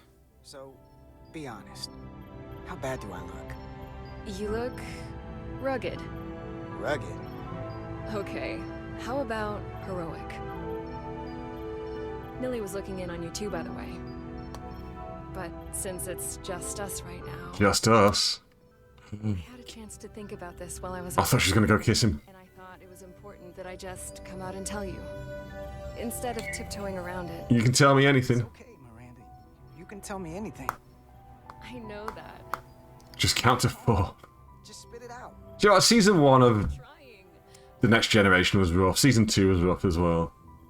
What I'm trying to say is, we've been really good friends for a long time. But I got back here and I couldn't ignore it anymore. I want to see if there's more between us than just being friends. Are you sure? That is absolutely brutal. Carter? Oh no! I'm gonna have to say I'm gonna have to replay this and just be brutal to her just to see what happens. There is something between us. So, find out what that something is.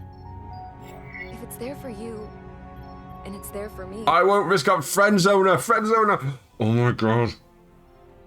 Oh my god! I just know the temptation to friend zoner. Absolutely. Oh god. Are you kidding me? I just said yes. Don't shit with you. Oh. I wanted to be sure I heard that right. Now, Sorry. I'm not shitting on her. I'm not going to shit on her. I'm not into that kind of thing. He wants to get back to his old self. Of course. I love the way the romantic music just cut off really abruptly there. That was great.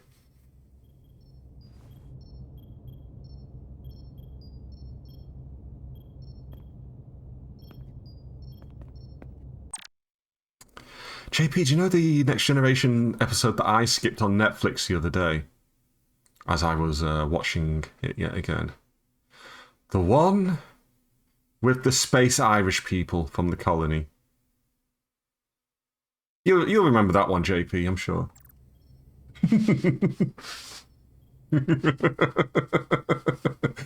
I was like, oh, it's this one. Next episode.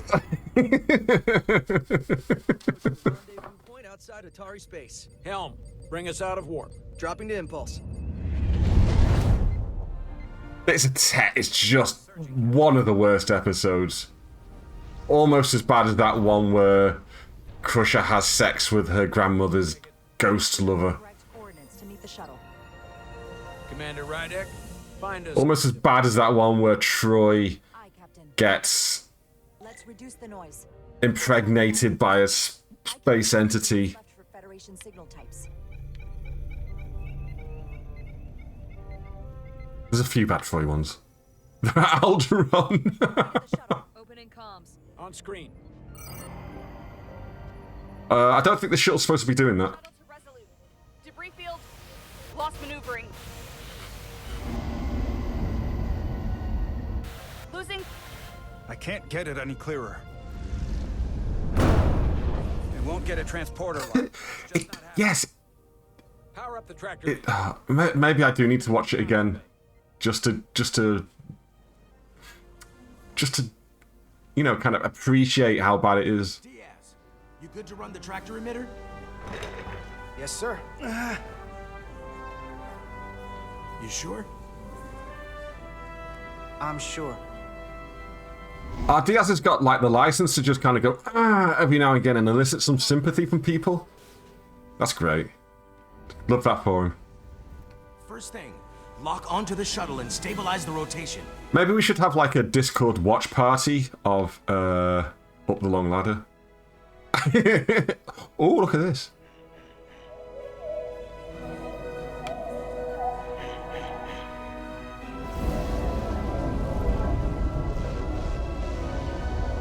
He was having to lie down. It's fine. And if anyone questions it, you just like gotta go.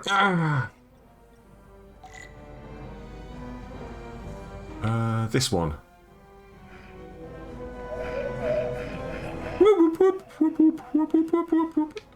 Quick, this one.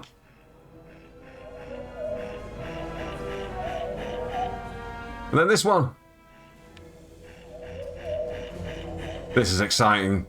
This is very exciting. Playing asteroids.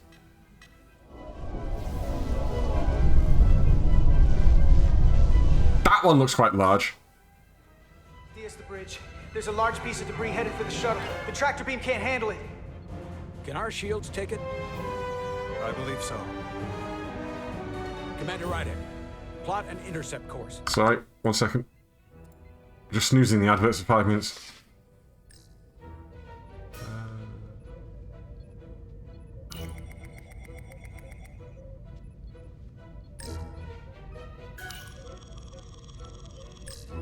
Plot intercept course. There we go.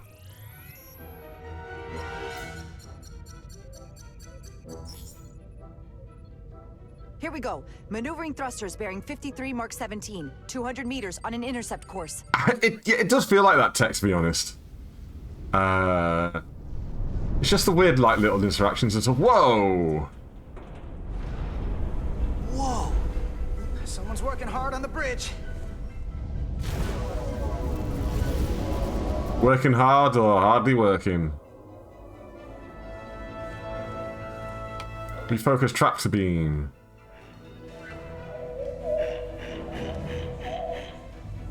There we go. Woo! I pressed right on the left stick. That's some good game playing from me. Saving the day yet again.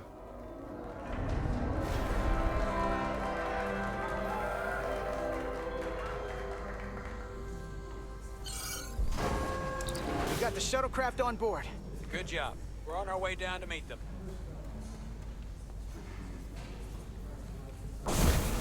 Right, I'm going to pause it there just for a moment because I need to go take a break, get my kids off to bed and stuff. And probably top up my drink, so why don't you go top up your drink? And perhaps go to the loot and stuff like that. But be right back in like 5 minutes, yeah? And we'll keep on going with this highly exciting gameplay. it's a good game. I'm enjoying it. I'm kidding. But anyway, yeah, I'll be right back. Something. There. Hello, I'm back. Did you miss me? Did you miss me? I wasn't gone long, was I? Hold on a second. I went to the wrong scene. I'm on the chatting screen. Hold on. Here we are.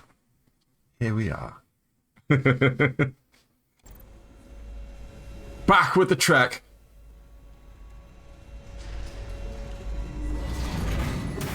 Terra firma, so to speak. Oh my god, JP. Ambassador Spock. One stop, Spock. Someone's doing an impression of Leonard Nimoy. And two, I'd forgotten about Fairhaven. I'd blocked that out of my memory. What the hell? The captain will be right down to meet you, sir. In that case, I will wait for him here. Ambassador Spock! Whoa, tell you. How cool must it be to be a Leonard Nimoy impersonator?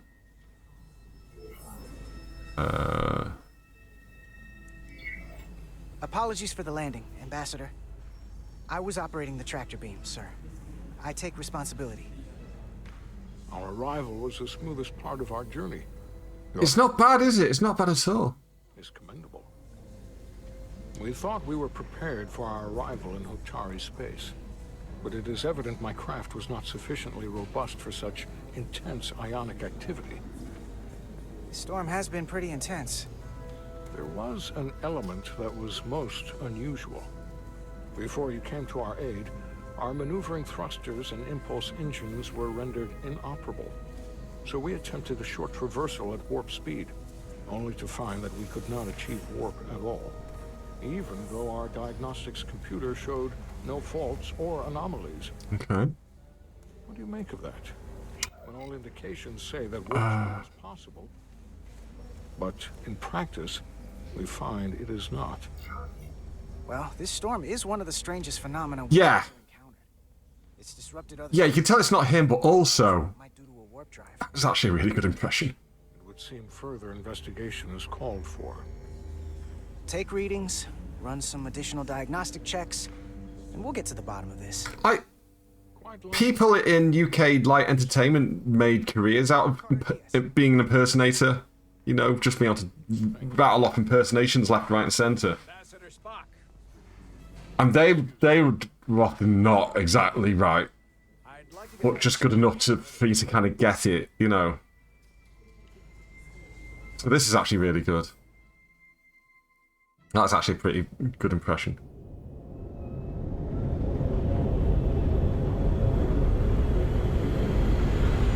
Ooh, a provocation to war. We're getting some action. We're getting some action, people. Gentlemen, you can't fight in here. This is the war room. Ambassador Spock, my senior staff.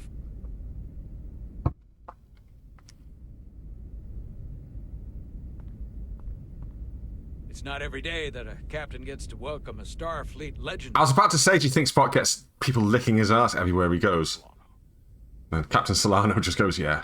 Whereas I am very much focused on our present circumstances. I didn't mean to suggest you were stuck in the past. You're right, Ambassador. Not the most diplomatic choice of words. Your experience comes from the past. But our present situation calls for it. True enough. There you go, bit of logic for Spock. Get in on it, Spock. You'd love it. The basics from Starfleet.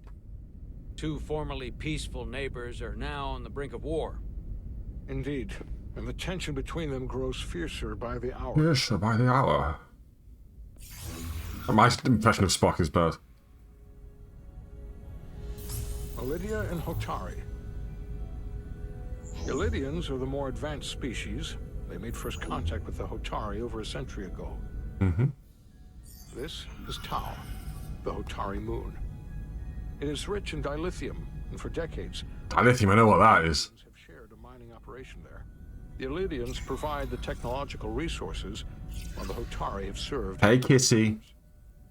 The stability of that arrangement was the source of their peace. And Sean fuckery.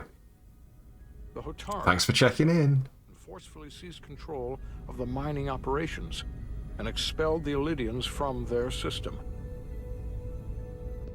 That is the official story, as told by the Hotari when they requested Federation mediation. But there's more to it.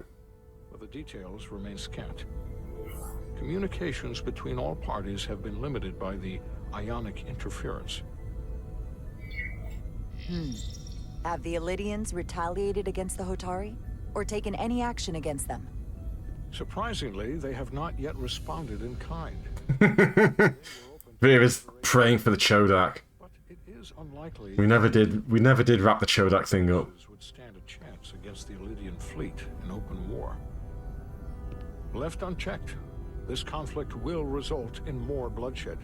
I just couldn't continue with that game. It was just annoying me so much that I thought I would rather just drop it and start this rather than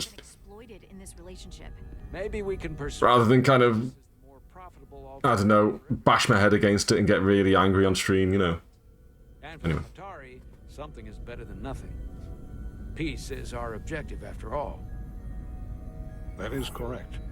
We can call it profitable or mutually beneficial, but at the end of the day, the Hotari are still being exploited for their own resources.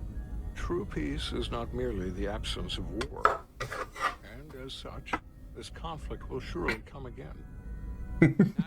Power to the Hotari people. So we can't make them do anything. There is an additional complicating factor I should mention. If it hadn't crashed so much, I probably would have continued with it. The Federation has relied on the Ilidians as a source of dilithium. That's some good lighting, by the way. The lighting in this game so far has been top-notch. Yeah, and this is one of them. So we've already played a part in this. Unfortunately, that is indeed the case, Commander Rydek. We're morally obligated to make this right. Are we, though? Our only obligation is to negotiate the peaceful resolution of this conflict. Given the Federation's involvement in the Ilidium dilithium trade, Captain Solano and I must make every effort to appear neutral in these negotiations. What worries me is if this whole thing unravels and we're at the mercy of the storm at less than full strength. We can't let it come to that. Considering what the ion storm has done to our ship, and the Ambassador's shuttle, we have to assume the Elydian fleet has had problems with it as well. This recent surge in the energy disturbance temporarily levels the playing field. Commander Westbrook is correct. It's a perfect storm. It's a perfect... I'm going with that one. Never been observed on the orders of magnitude we have seen in recent weeks. That may answer why the Hotari were able to strike back after so long. They finally had an opportunity, and they took it. That would also explain the Elydians' restraint. And reason to learn as much about the energy anomaly as we can while we are here. We do not want to be caught at a disadvantage of our own. So I trust we understand our circumstances. We're operating on a strict timetable here, and we're going to be leaving for the negotiations shortly. Commander Westbrook, I want you to leverage our systems to investigate the anomaly from here while we're gone. Aye, Captain. Thank you all. Dismissed. I want to speak to both of you privately.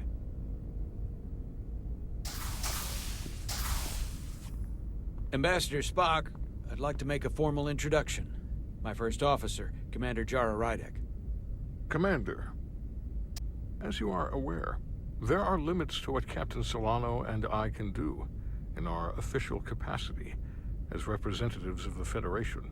But where are we going with this, Spock? Unofficial capacity, your first officer, for example, would not be bound by those restrictions. Why would she be in an unofficial capacity as a first officer? Herself to certain parties behind the scenes, where they may be more candid in revealing information that could lead to a resolution. What? That makes no sense to me, but... Goes her own way. Maybe that helps in this case. Whatever it takes. I'm perfectly happy to work outside the lines. And by extension, you will be doing your duty, Commander. Just not too far outside the lines. Well, Stay near the lines. We'll have more luck finding out what really happened than we will through official diplomatic channels. The fate of the negotiations... I don't get this logic at all, though. Federation and the prospect for peace may very well depend on it.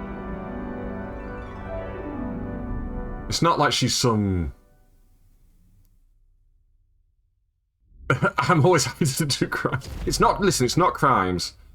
She's just doing a bit of snooping and a bit of ingratiating. But I don't see why she would be any more trusted than Solano and Spock would be. She's first officer, you know.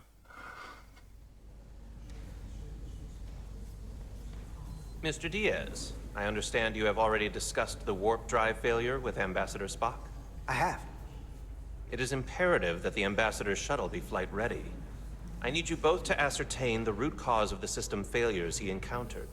I'm surprised, Commander. I thought you would have wanted to work on Ambassador Spock's shuttle yourself.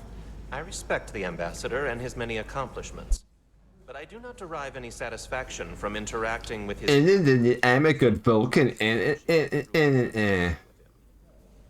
Especially when I have the entirety of this starship to concern myself with. Do you enjoy anything? Commander Chovak, is there anything you do enjoy?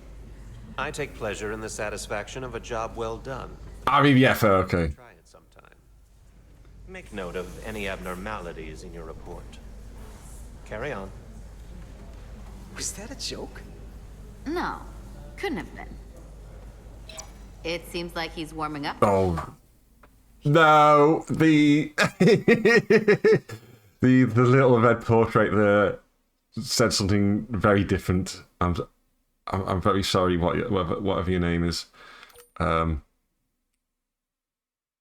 Yeah.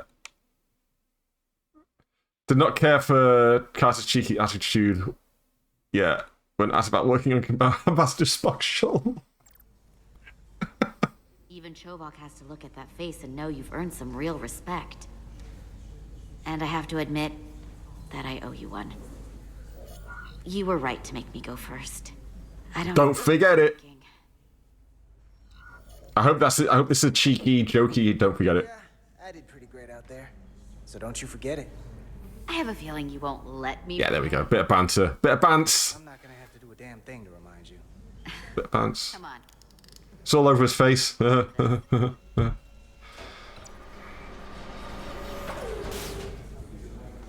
to go? All set. Let's run the diagnostic. Oh, which button is it? Oh, is it this one?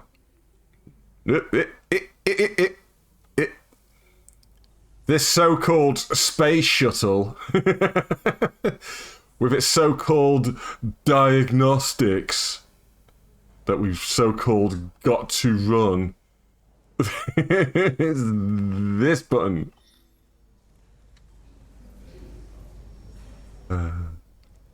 And now we have to so-called begin diagnostics.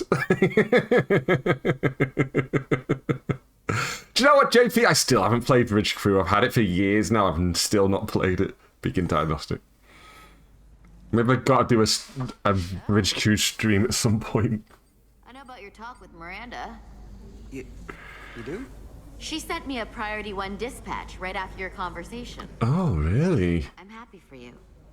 Both of you. Hope you get to fuck her real soon. But I'm only going to tell you this once. Don't screw this up. Because I would be very unhappy if you tried this out and then, I don't know, 6 weeks or 6 days later, I have to start splitting holidays between the two of you. All because things went south and you're not on speaking terms. That just isn't gonna work for me. Are you upset? Are you upset? Not on your life, Diaz. But you need to be careful. Yeah, I think I got the TNG add-on actually, and then never ever used it. I don't want to lose that. Is that thing done? Yeah, it's wrapping up. Yeah, Vera, it feels like the leaning heavily on the eyebrows to emote with these faces, you know. Overload from the warp drive could cause that. But how did the shuttle end up dead in the water? Huh.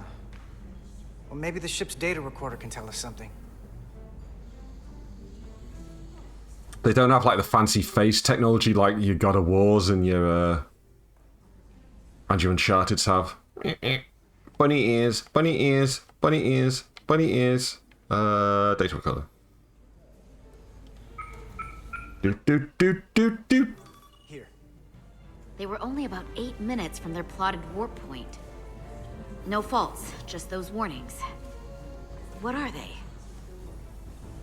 Look them up in the manual. Let's go with this one. Boop, boop. The warp field became inverted suddenly. Oh, I hate it when my warp field becomes inverted. Warp coil cracks. A cracked warp coil throws a fault code. Still, we should take a look.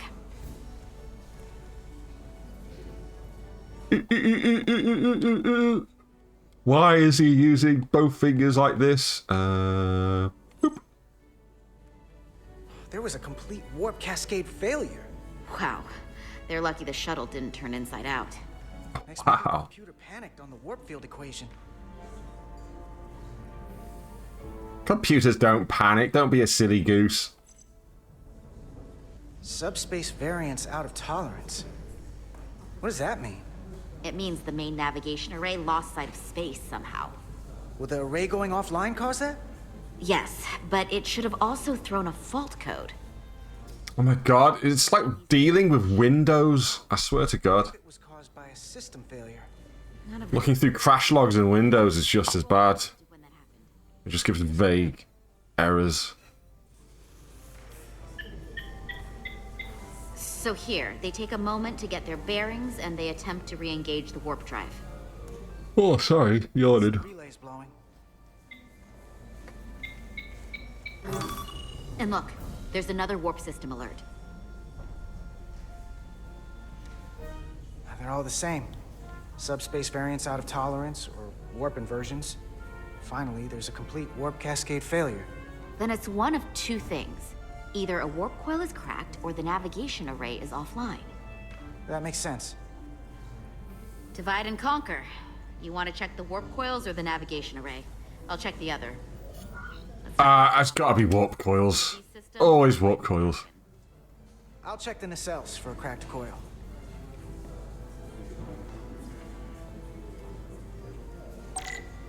Listen, he just got some sort of ion pulse thing to the head. He's allowed to be a bit ditzy at the moment. Your tricorder can record and analyze data. Looking through it will reveal the unseen. Use X to equip or holster your tricorder. Hold the right trigger to scan glowing objects. You must be close to some objects to scan them. Watch the frame of the screen to see if you're too far away. Yeah, reverse the polarity. We're done. Equip. Oh, the sound.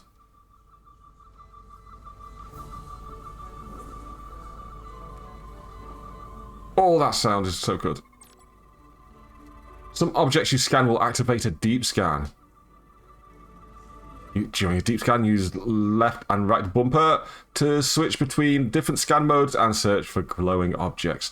The mode indicators on the tricorder will blink if there's an object to find in that mode. When you've scanned all objects, the frame will change colour. Hold left trigger to analyse the data and finish the scan. I will not remember any of this. Oh, no, I don't want to exit the game, thank you. Let me see.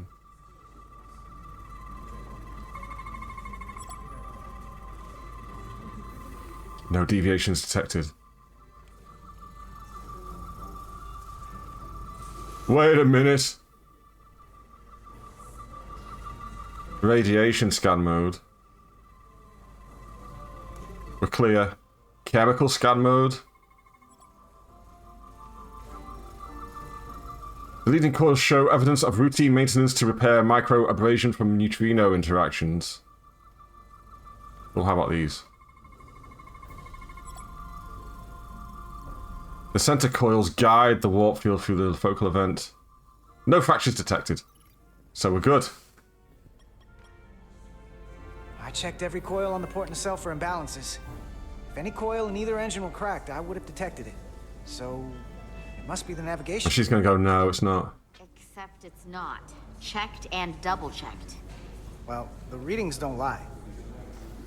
And neither do her hips. Oh no, wait, that's Shakira. Oh, it's Ensign Pretty Face, or whatever her name is. Ensign Bad Hair. I'm not here. Hey. We're escorting the negotiating team to the surface. Ensign Freckles. I don't want to interrupt some important work. I was just hoping to see you before I go. The captain and the others will be here any minute now. Should be an interesting ride down to the surface. You have the important job. You're the one with the important job. It's very much. And It looks like it needs a brush, if I'm going to be honest. It doesn't always feel that way. Baking in the hot sun, standing guard next to an empty shuttlecraft. But it has its moments. Hey, Maris. It's just maternal. It is a little maternal. And you're the phaser jockeys we always beat in Parisi squares. Right. Oh, there's the Parisi Squares reference. Right. Makes the real fans go absolutely wild, that one. Gotta be. I just usually zone out by the time he gets to the whole steam engines were the warp drives of their day part. Get y'all later. You don't want to miss your train. Choo-choo. I do have to go.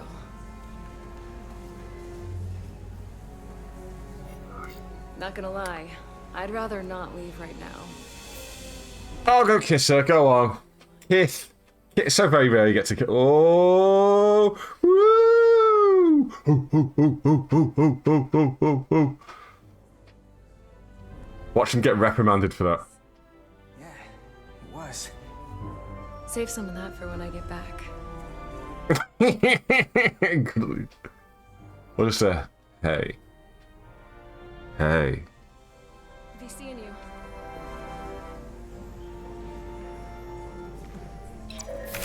Hate to see her go, but I love to watch her leave. Don't you be bringing up Indigo Prophecy in this channel. Oh my god, please. Oh no. Now I've got to edit this out in the VOD, thanks. So, warp coils in the navigation array are fine, but the nav computer doesn't seem to think so.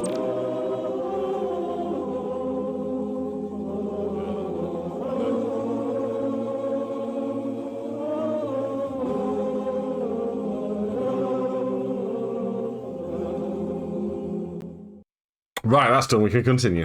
I'm out of ideas short of field stripping the shuttle from bow to stern. You wanna take this out of the shuttle and throw it on the bench? Oh, real hands-on maintenance. It's popular. People like it. The computer is patched into the ship. The ship's computer can double-check our work. If the shuttle's nav computer is putting out false data, we'll know it. Let's run through the shuttle's logs again. Running now. Oh, hold on. I've got to do something. There we go. Whoa. Hold on. No, it's going backwards. It's going backwards. Oh.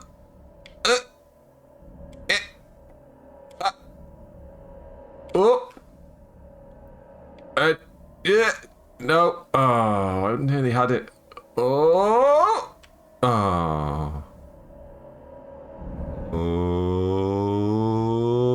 Oh. So close. So close on that one. Oh, we made it. It's fine. We're good. Same. Warp field inversion and a cascade failure. However, the Resolute computer doesn't show the same subspace variance. What? That the shuttle was in when it failed. Why wouldn't the ship's computer get a matching result? What if the subspace variance was a momentary occurrence? What if? And it would explain why the simulation under our current sensor readings failed to reproduce the issue. But a subspace anomaly strong enough to cause a warp field collapse would leave graviton ripples for days. Let's run with the momentary subspace variance theory for now. Roll forward to the shuttle's attempt to re-engage the warp drive. We need the conditions of... Here we go again. You ready? Warp failure. Resuming simulation. Resuming simulation. Oh. Oh.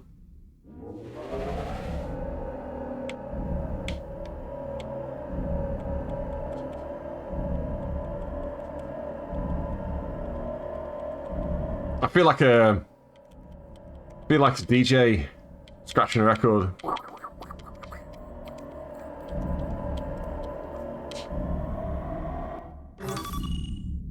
They took a really weird path in this space shuttle. Back and forward, back and forward, back and forward. That right there. Take the shuttle sensor data from that moment. Computer, why did the warp field calculation fail? Warp field pressure returned non-orthogonal. Results are Non-orthogonal? Wait, what if we use a different ship? Put the Resolute into the simulation instead of the shuttle. Yeah, it should warp just fine. Unless... Unless... Run the simulation with the Resolute. Resolute simulated. Computer, give me manual control on the warp power. Here we go. Oh, didn't let me mess around with that one. So very gently. Oh, so gentle. There we go. And then jam it up on this one. Oh, no. Oh no.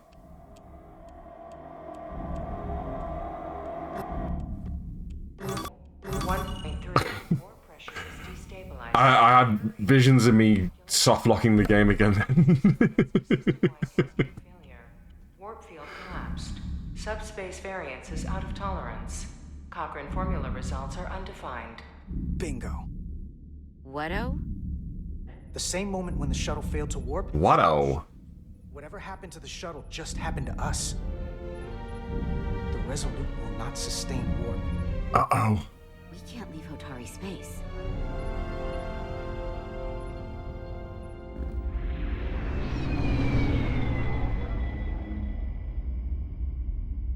I mean, he's still got impulse. Bit slower, like, you know, but...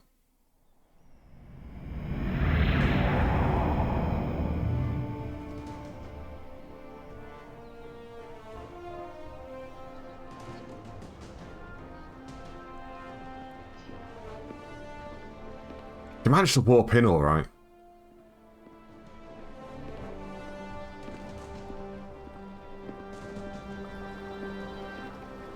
Ambassador Spock, Captain Solano, welcome to Hotari. We are honored you've come. My name is Tylos Altaris, Minister of Diplomatic... No, it's just a bit of yogurt on my shirt, don't we? Honor is ours. And this is Commander Jara Rydick, First Officer aboard the USS Resolute. You'll find she has a keen mind. and unique insight into the dynamics between the Hotari and the... Whoa, why did it put that space in there? What's going on with that? These must be the representatives of the mighty Federation. The reigning authority in the galaxy. Or so we've been led to believe. Whether that's true or not remains to be seen.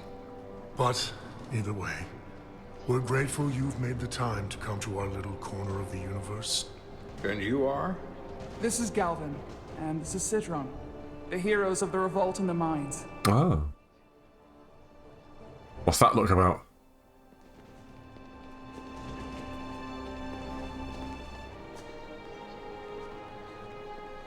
Let's hope this is the last time we ever have to come here. This just got very Mass Effect, didn't it? If you'll excuse me.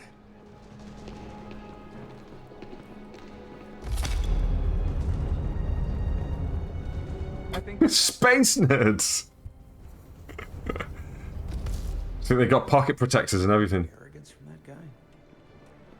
I don't know what we're walking into here, but that guy was something. Something about his tone tells me this won't be easy. That was my sense as well. I doubt he speaks for all of Hotari. So I would urge... Lona's going, yes, that's exactly what I thought too.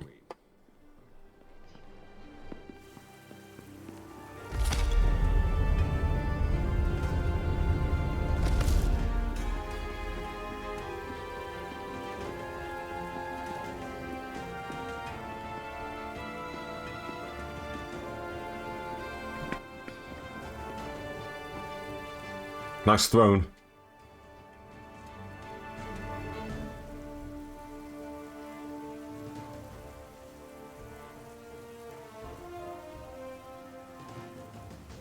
Do you think he wasn't listening? He was just like, oh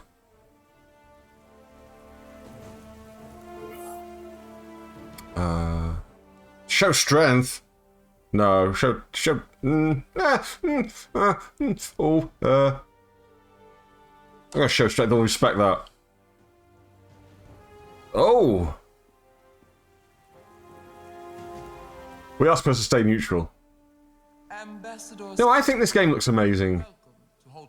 But the honor is mine. Some of the facial expressions are a little dodgy. Respected representatives is not only an honor to the Hotari people and their queen, but a recognition of our stature and importance. Let's get on with it, shall we? Oh, excuse me. With all due respect to the Federation and their ambassador. All due respect, i.e. none. Authority here. We are not members of their alliance. We are not subject to their rule, nor yours. We demand the immediate return of all mining operations to Elydian control, as it has been for centuries and will be for centuries more. That has always been our understanding. That understanding has changed. Then you invite war. And if you cannot remain silent, you will be silenced.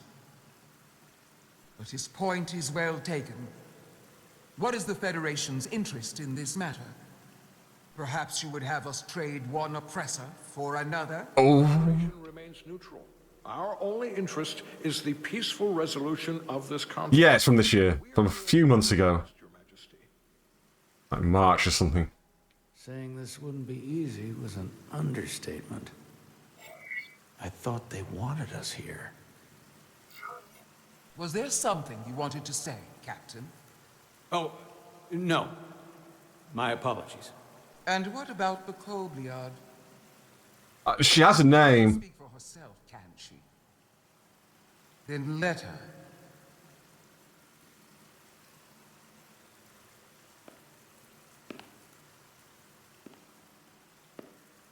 Why is she going up to speak? Could she not speak from where she was stood?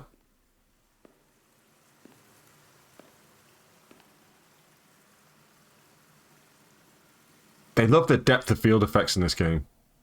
One should know And so they should.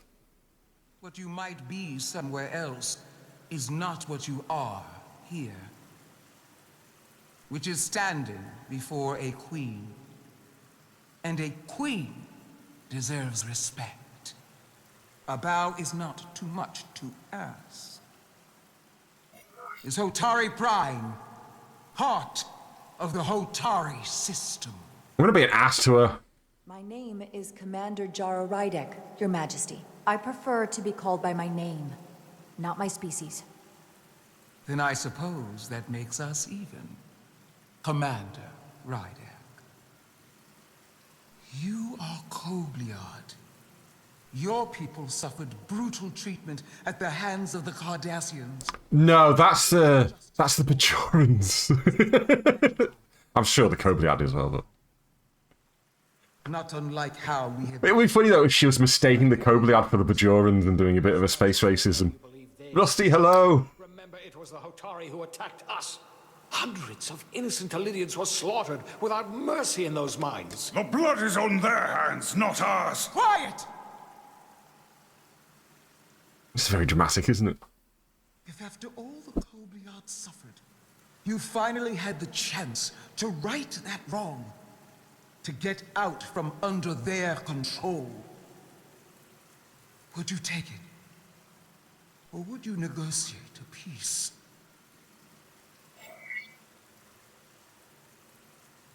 I can't speculate on that. That's weak.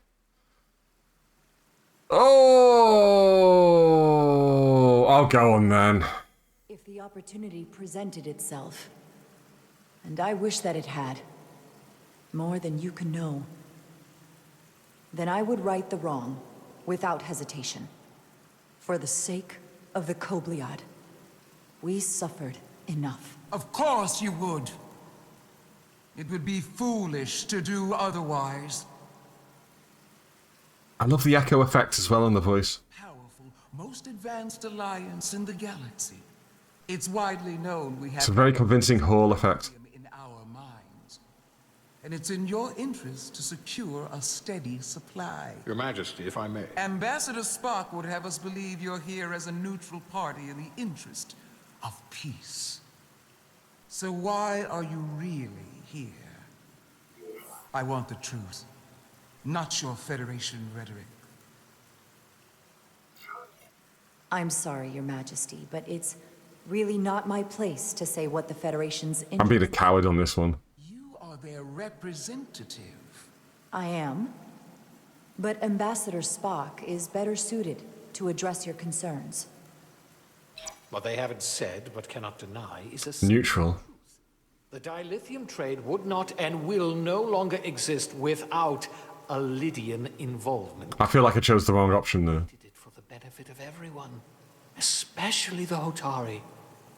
We've given them warp technology. We've let them share in the profits. We've infinitely better than before dilithium was discovered. All of that goes away. This voice actor's doing a really good job of making me dislike this fella. That is enough of your lies. The Hotari are quite capable of... And then I started blasting. So tell me, who deserves control of the dilithium trade and the mines on Tau? Who should the Federation recognize? The Hotari or the Illyrians? Oh my god, an A or B choice. Oh, I mean, I'm always going to say power to the people, so fucking... There can only be one. Then it would be in the best interest of all involved if the Illyrians resumed operation of the mines. Wait, no, that was the wrong... Wait, stop. Shit. I got the races mixed up. I did a space racism. I wonder how far back that goes. Right the way back to the beginning of the chapter a bit. It is. Oh, I'm sorry. I had to undo that one. We are quite capable of running the mines. We've done so for centuries. So tell me, who deserves The control? black and white choice coming up. Yeah, it's a bit Godfather, isn't it? Recognize the Hotari. The Hotari. Okay. Y. The Y button. There we go. Y. If I have to choose only one, then it would have to be the Hotari. Oh, she liked that. There we go. Look at the smile on her face. Just and wise Federation make any other choice. This is an outrage. The Federation has lost all credibility. The mines are ours. Lydia will not be deterred. We will take back our mines by any means necessary. Then you will see more blood spilled. I am more than willing to address your concerns, Your Majesty. Yours is... See, although I made that choice, that scene probably actually plays out exactly the same regardless. Could have a more productive conversation with a smaller group. Perhaps only the most essential representatives.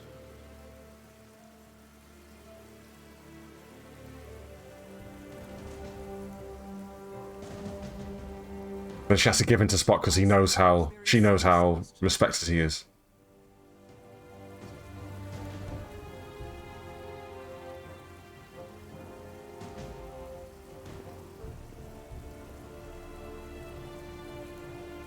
I hope we meet again, Jara Ryder. You will, she's the main character.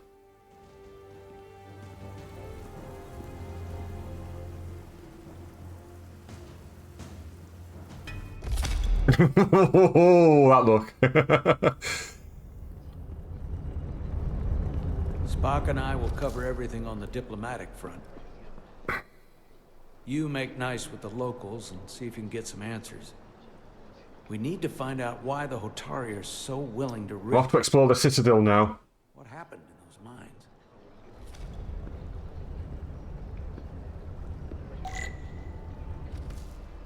Speak with members of each faction. Both sides, etc., etc.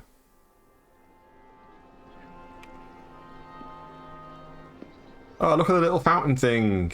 Appreciate water, everybody. Please, can we just take a moment to appreciate water? And by that I mean, take a drink.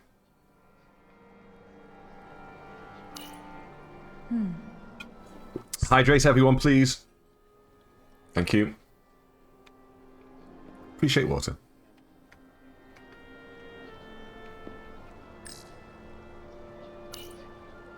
Commander, I'm glad you've chosen to side with the Hotari. I knew the Federation would see through the Illidians' baseless claims. The Illidians aren't going away. Even though the Hotari should have control of the mines, some of the Illidian claims are still valid. There you're wrong, but we can agree to disagree.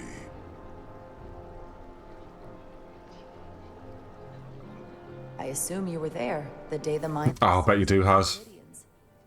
Not seized, reclaimed, and restored to their rightful owners. Yes, I was there. We had to be decisive, before the Illidians could even realize their worst nightmare was upon them. Were the Hotari miners armed during the revolt? I'm just trying to understand how it happened. If by that you mean armed with centuries of abuse and exploitation at the hands of the Illidians, then yes. Which doesn't really answer... He's very much. We had them vastly overwhelmed from the start. They respect one thing above all else, and that is force. I don't know what that was. The more certain the outcome. Any talk of making peace is just that, and worth little without the strength to secure it. Which makes me wonder about... Alright, Mr. Klingon. The Resolute. Keep it in your pants. The Federation's finest warship. Ready to contend with anything the Illidians might have in store.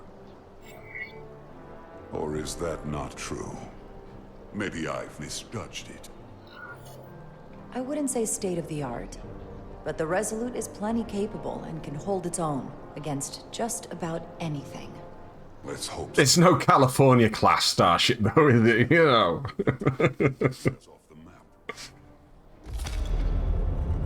Oh. Sidron. A pleasure meeting you, Commander. I'm sure we'll cross paths again. I like your hair. Right, who can I talk to now? These guys, they're nobodies. Oh, this guy looks like he knows something. Or is he just appreciating the view? He's just appreciating the view. Oh, I can appreciate the view. Examine landscape. Such rough terrain. No wonder the Hotari are so tough.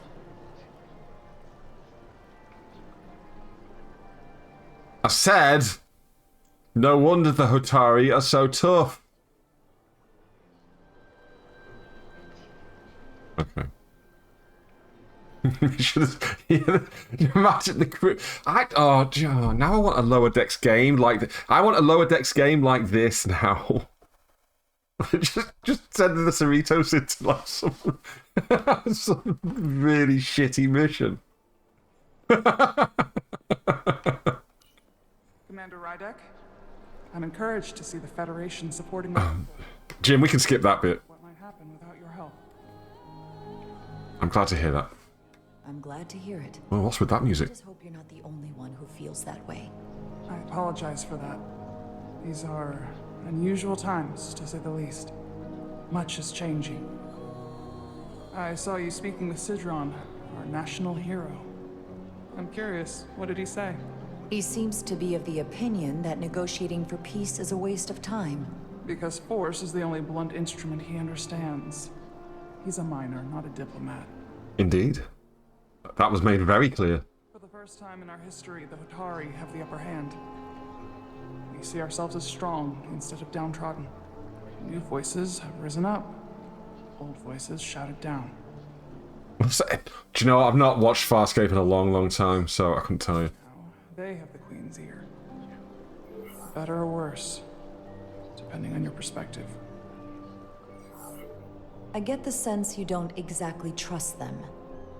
I don't trust their instincts, which are leading us to war.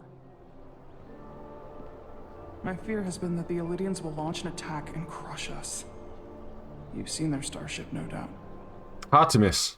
They could have retaken the mines whenever they wanted to, but it never happened. And as strange as this may sound, I'd almost say they're afraid. I just don't know what they're afraid of. It's still the same bluster and bravado you would expect from them. But it has no teeth. Like they're afraid of what might happen. I'll say the Ironstorm. The Federation sounds a bit too cocky. Right now, it's stronger than ever, isn't it? It's entirely possible. I'm not a scientist, but I do know the storm has knocked out all kinds of systems. So maybe the Elydians weren't willing to risk their ships, given all the interference.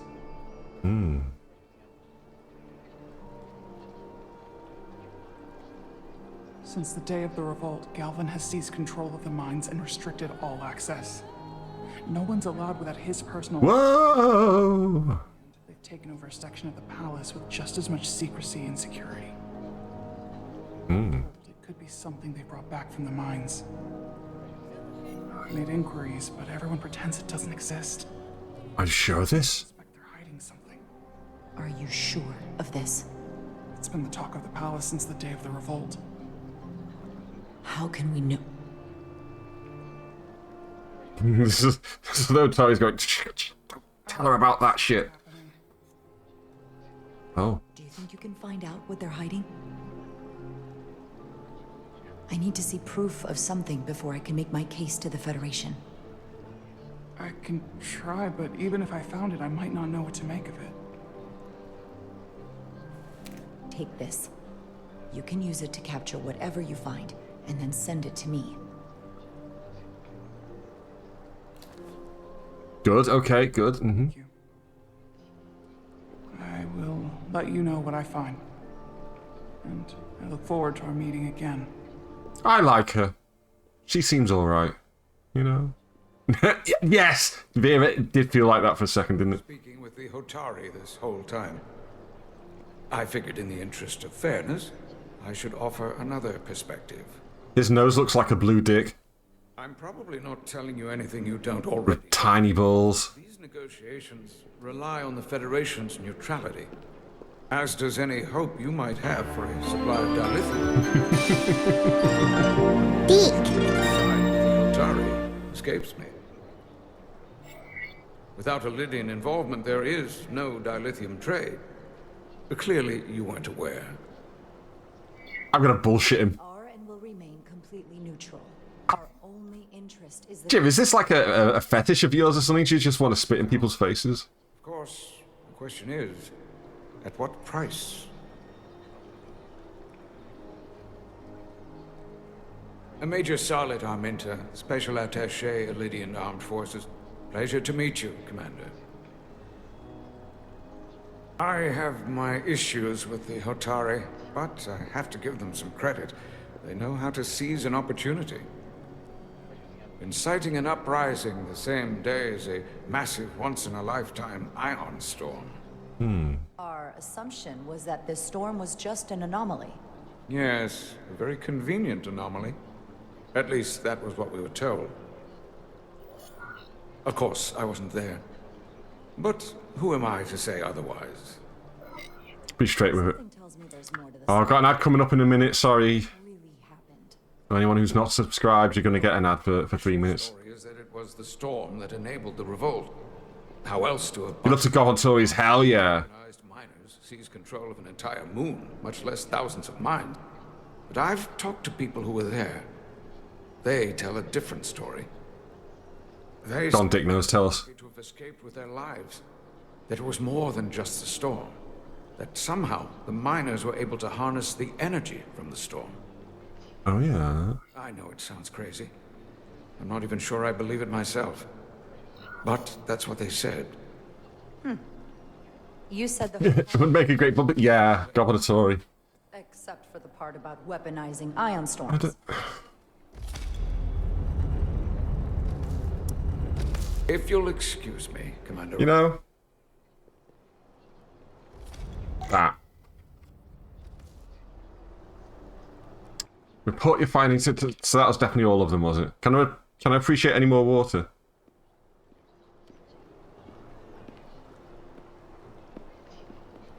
No, there's no more water to appreciate, sadly. Did you forget about the other one as well? The bollocks to the Tories. Anyway, that's enough of stickers. I need somewhere to put those stickers. I don't know where I'm going to put them. Well, that was a disaster. What happened?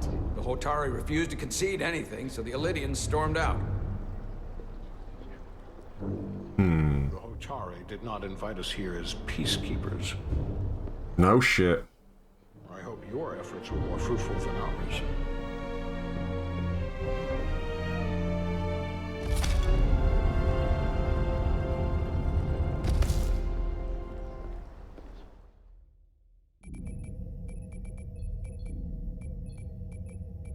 Gravitational harmonics failing to resolve. Warp bubble stability degrading. Increase output to maximum. Oh. I actually have to press a button to do that. It's happening again.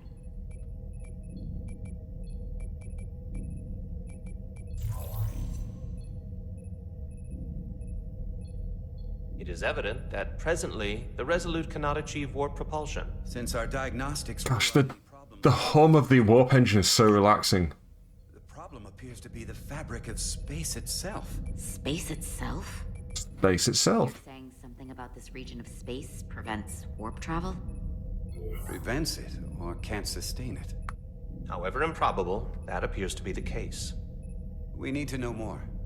Otherwise, it'll be an extended stay in the Hotari system. Well, couldn't we slowboat it out of here at impulse speed? It may come to that, but we don't know how far this warp dead zone extends. Captain Solano is on his way back from the negotiations, and I want to have some answers for him when he gets here. Indeed. Given the facts at hand, we may be able to deploy subspace probes around the ship to construct a clear picture of the phenomenon. Around the ship. I'll prep a shuttle. He's like, yay, get to go outside the ship again. Woo!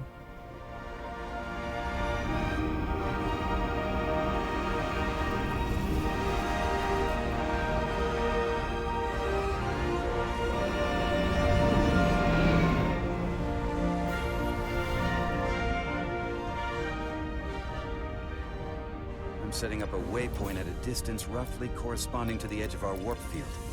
When we get there, I'll deploy the first probe. Oh, here we go. Fly the shuttle to your objective to complete a mission. Right. Right trigger to fly forwards, left trigger to fly backwards. Right stick to turn, left stick to strafe. Okay.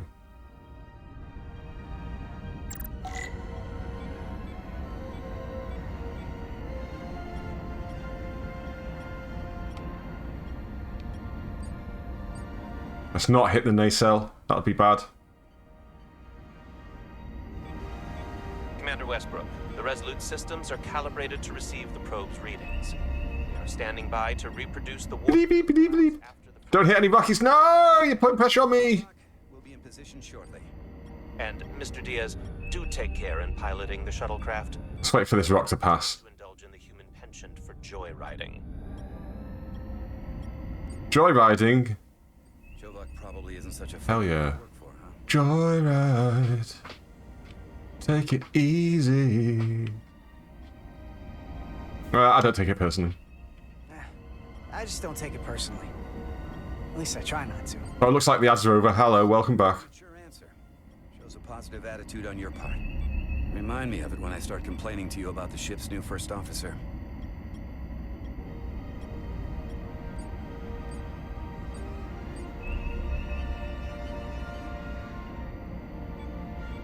We're going through this massive Cheerio ahead of us here. Oh, do you know, I've not had Cheerios in ages. I suddenly fancy some. Wonder what cereal we've got in. I might have a handful of cereal after this. We won't have any Cheerios, I can guarantee it. It'll probably be like fucking fruit and fibre or something. This is far enough. And I'll be very disappointed. Looks like a swan. Putting the first probe into position.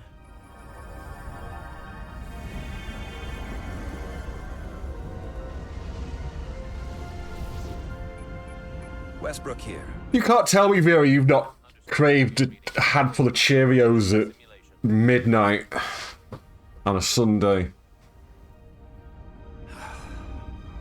Problem? Or are you more of a 2 a.m. girl? Traction with her. Commander Rydek.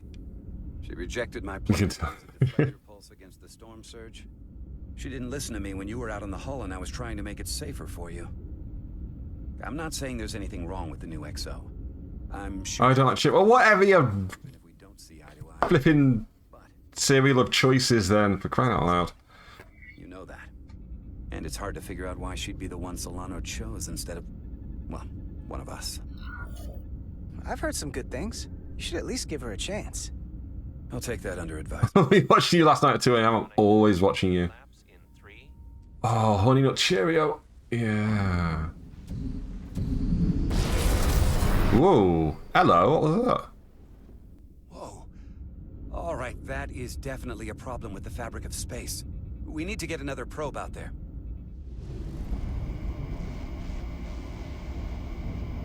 With 2 points of data, the Resolute and the probe, we've managed to get an interference pattern. I'm setting a waypoint to a... Honey Nut Cornflakes as well. We'll deploy the second probe there.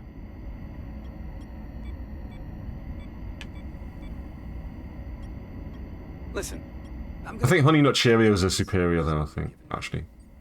make sure you're never just one thing. And don't get so focused on what's in front of your face that you lose sight of the big picture.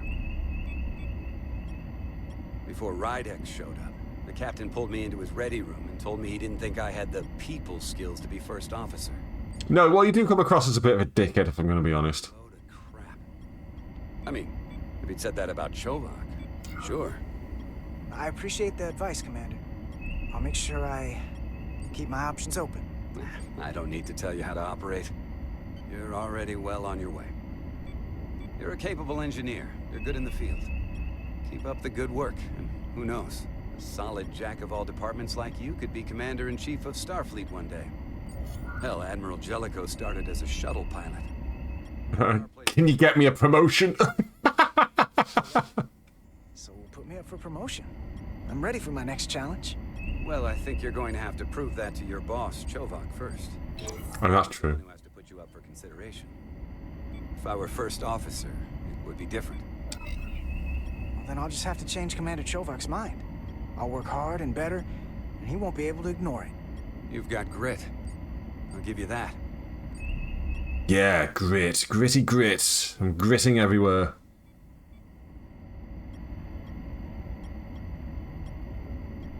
Here we are. Here, this is close enough. Stop the engines. This is a good excuse for me to hold down a trigger and tap away at sticks for a few minutes while a conversation happens. Rook to Commander Chovak, we're ready for another sampling of data. Very good. Running the simulation again. Warp field collapse in 3, 2, 1. Ooh. There it is again. I saw it. It seems to be directional. Well, what about the scans? Anything? I do like some honey, it's got to be said. Here's the readings in relation to our local space. We've got the Resolute, Otari Prime, and the probes. All this interference is overloading the sensor buffers. We're gonna have to triangulate the sensors manually. I mean, I know of human sick because I've tasted my own, obviously. Oh, precious ambergris.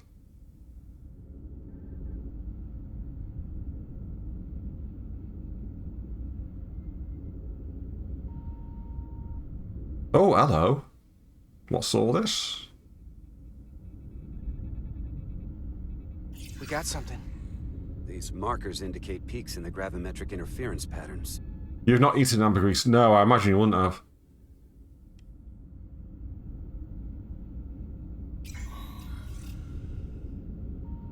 Hold up. This is coming from the moon. A beam that blocks warp. That wizard came from the moon.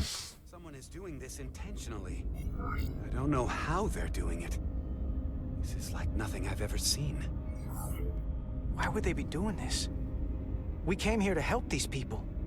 And now we're getting hit by some warp-killing weapon? Now, look here. It's current readings of the ion storm. These concentrations, they line up with the interference pattern. The storm and this beam, they're coming from the same place. Carter, petty local conflict brought us here. It's just a small part of something much bigger. Oh, I'm shocked to find out there's something bigger going on. I did not see that coming. Presently, we don't have an explanation for how they're doing this. One thing is clear. This is no fluke. Thank you, Mr. Westbrook. I want a full briefing when I'm back on board. Solano out. It's the Chodax! Yes, it's them. Coming from the moon Tau. That would explain the difficulties my shuttle encountered. More importantly, the tenor of the Hotari during the negotiations. And here I thought the Elydians would be the problem. Coming to peace talks in a warship. Oh, they just wanted to show off, it's fine. Complicated. For all their posturing, every indication is that the Elydians are afraid of the Hotari. They didn't bring their warship as a threat. They brought it because they're scared. From everything we witnessed, I would say that is highly likely. But what are they afraid of? Tylus, the Hotari representative, said she thought they found something in the mines. Galvin and Sidron brought it back to the palace, but they're keeping it under tight security. She's going to investigate it. Ooh, beg me pardon. Give her my tricorder. I expect she'll contact us soon. You found an ally. Why would Tylus help us? Go behind her people's back? It's a fair question, considering. She's out of options. She's worried that her people are being dragged into something that isn't going to end well for them. She's trying to save them. That may be true. She's certainly more likely to help than the other Hotari we've met. That raises another question. Specifically, what do the other Hotari have to gain in bringing us here, only to make this hostile maneuver against us? Maybe Galvan and Sidron are the... acting independently. They changed their minds between when they asked and when we got here. That's the thing. It doesn't make sense to bring us here. Tylus said that Galvin and Sidron have restricted access to the mines, even to the Hotari. So they don't want anybody to learn what they've found. Then calling in the Federation is a funny way of going about it. I don't think the Elydians know what's really down on that moon either. Major Armintas said the revolt defied explanation. That the Hotari miners somehow harness the energy of the storm. Harness the energy of the storm. Doing that is beyond even our capabilities. So is a weapon that disrupts warp travel. There have been civilizations and entities, both past and present, far more technologically advanced than the Federation. The Illydians and Hotari don't fall into that category. But that is all the more reason to investigate further. It's a mystery! Sorry to interrupt. We've received an urgent call from Hotari. The Queen's advisor, Tylus, has asked to speak with you. Put her through.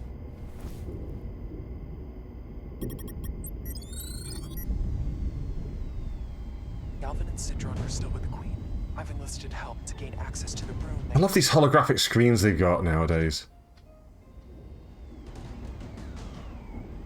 I'm not supposed to leave my post. It's only for a moment. I so appreciate your help.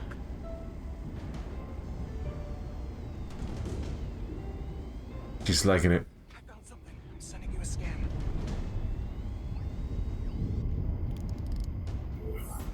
Receive scan data. I've got to press a button. Got it. Got to press a button. I did it. It's fine. Tylus, if we needed to gain access to the mines on Tau, is that something you could help us with? I suppose it wouldn't be easy, but I have to go. No worries, Tech. Thank you for lurking. Enjoy your dinner. Can we reconnect? Sorry, Captain. We've lost all contact. That doesn't sound good.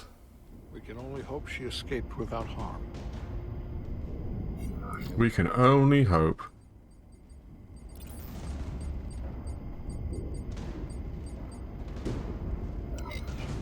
I'm the one who got her into this. Oh, yeah. It's my fault. Ah, you'll be... You'll get there. She'll be fine. Assuming the Queen isn't part of this.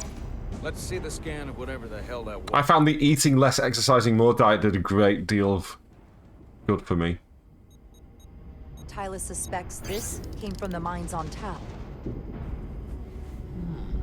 It appears to be of ancient origin, but the markings are unfamiliar.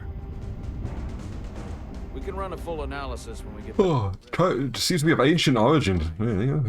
Might be the key to how they got the upper hand against the Illydians. How do you know that, Spock? Then we have to go into the mines. The Federation would not allow that. But we're, after all, sent here to be a neutral party in a peace negotiation. However, we could demonstrate that the Hotari have acted in bad faith, which would... What's with this music? The clanging really loudly. Full justification. But of course, Clong! we would need conclusive proof before taking action. Otherwise, it could put us in a difficult position. Oh, this artifact has moved on. Whatever this artifact is may be proof enough. At least to satisfy the Federation. Especially if we can show the Hotari are controlling the warp disruption. And targeting the Resolute. We may have a better understanding once we analyze the device. But a mission to the mines, covert or otherwise, is not out of the question. And Go ahead, Spock. the Federation. He's a legend. Spock's a legend. Etc. etc. I want all the data I can get on this warp problem. And the negotiating team's shuttle has been recording data all the way back from Hotari. Even better than our probes. So pull the sensor and engine ISOs from the Melville when it sets down. Will do. I'll join you and Chovak down in engineering to run another analysis after the briefing.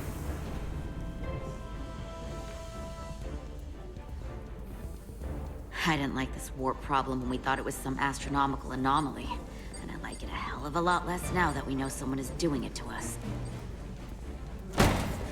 How does it work? She slammed that down pretty hard. Just wake everyone up in the room.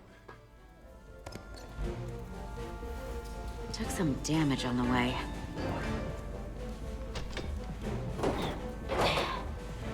That ionic interference scored the hull plating.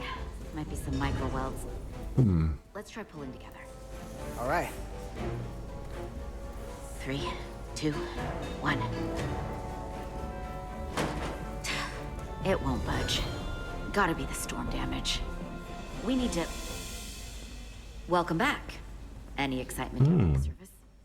Excitement? Get her to pull as well. No, nothing like that. Hey, can you hand me the EJ7 interlock? From the toolbox. I don't know what that is. Not much use for one on a security detail, huh? Carter? Yeah, I'll get it.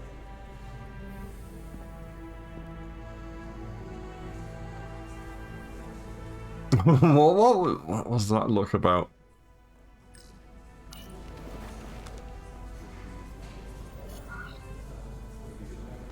Be professional.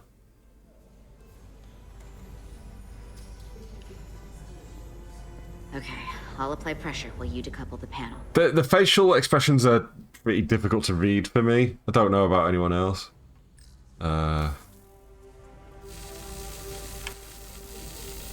Zoop. Here, I'll help.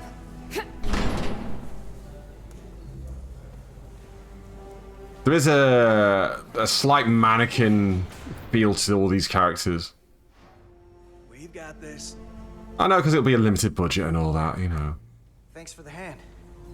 We have to get these isolinear chips down to engineering. No problem. You really know everything about these ships, don't you? OE Uncanny Valley. Systems? Like a walking Starfleet technical manual. I'm good at what I do. What can I say? I'm good at what I do. I read that eye roll all right, though. Oh, what? She didn't like it? Start pulling chips. Come on, you would have thought a bit of confidence would be sexy.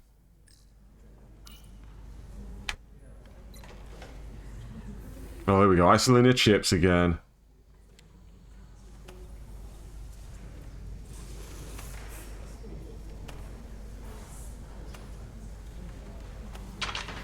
Whoops.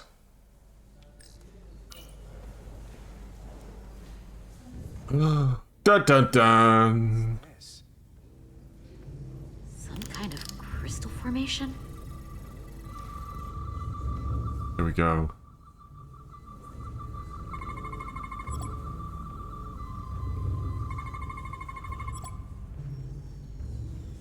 Whoa.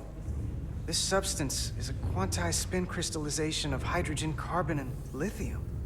It's emitting You don't say. pulses at an interval of 3.8422 seconds. Quantized crystallization isn't natural. I mean, it's only theoretical as a means to engineer matter on a subatomic level. Sure. What's it doing in there? Kind of sat there. Can we pick it up? Is it safe to pick up? I mean, I guess so. Wait. Nope. Regulation 364, subsection 9. What? Regulation 364, subsection 9 orders that in the case of an unknown foreign substance infiltrating a sealed system, it will be placed in secure confinement before further examination. Retrieve a containment module. Don't you think we're more equipped to deal with whatever this is? No. Before anything else, this is a security issue. Ah. You don't even know what this is. Which is why we need to study it. Once it's contained. Oh, fine. Side with her. If it's not natural, then someone might have put it there. It could be a tracking device. Some kind of sabotage. Or even a bomb. Even a bomb. Why we need to get it to the containment lab. Come on. I can't make an exception. Not even for you. I'm still going to report these crystals to Commander Westbrook when we send the shuttle data. And I will inform my... Right, JP, you gotta keep them sweet, you know. As you are. But I overheard talk about the warp disruption on But also, she did have all these crystals. Maybe this situation is more than we can handle with just a science vessel. We could trigger a distress call, get Starfleet to Send for the Cerritos. Or I could send a message to my old CO on the Adirondack. Get some combat-tested vessels.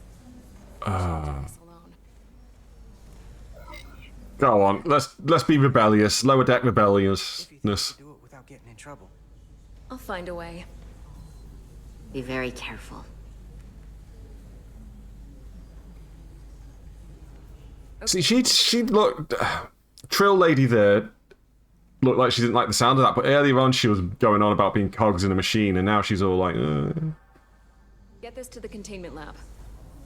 oh, I don't like the sound of this going against the rules. Oh, we'll be there. Last thing you want is to study this down in main engineering and have it explode next to the warp core.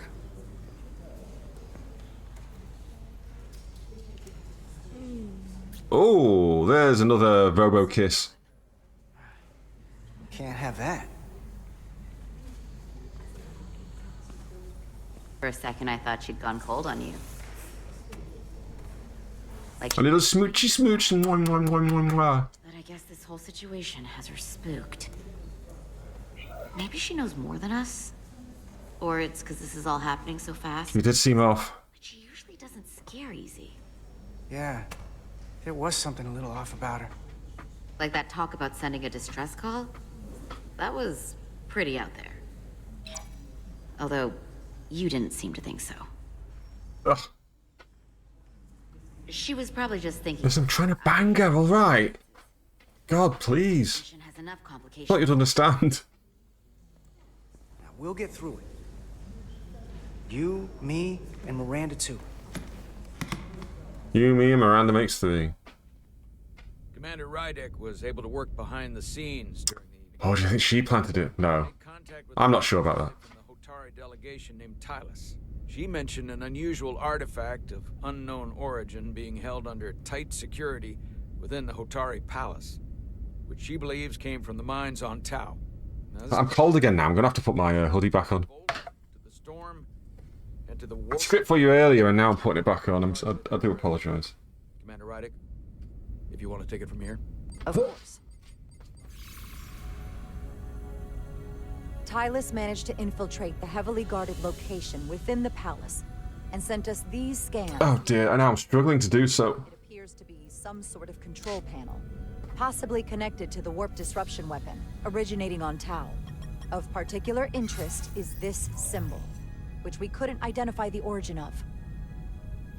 The Federation database has records from a vast number of civilizations. If anyone from Starfleet has come across this before, the system should recognize. Ooh, here we go. Referencing with Federation records. Displaying symbols from Federation database with a 90% probability of match or higher. Select a symbol to further analyze.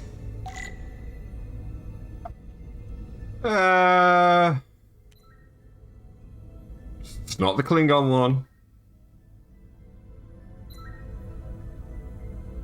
No.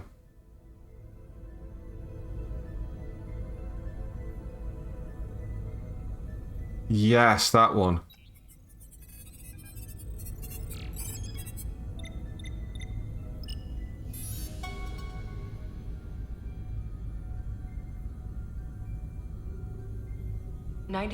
.2% match. Got it. There we go. They're good at this. Pro gamer me. So, what are we looking at? The design and composition indicate this is a glyph associated with the ancient Takan Empire. Their civilization collapsed over 600,000 years ago, but once spanned millions of systems with a population numbering in the trillions. Fascinating. The Takan were once the most advanced, most powerful civilization in the galaxy. It's the precursors. Is it possible the Hotari found Takan technology? I wonder if they even know what they have. Our knowledge of the Takan is limited. I have only encountered passing references to them. I've heard of the Takan. I'm going to show off. Actually, I've heard of the Takan. You have? Quite impressive, Commander. This pilgrimage is going great. Thank you very much. Enterprise D's discovery of a Takan outpost. On stardate 41386.4, the USS Enterprise D, under the command of Captain Jean-Luc Picard. Oh, which episode was this one? According to the mission summary, an unbreakable energy draining field was deployed against the Enterprise. Oh, that one. Yeah. Yeah, no, I remember it, yeah. known as Portal 6-3, Guardian of the Takan Empire.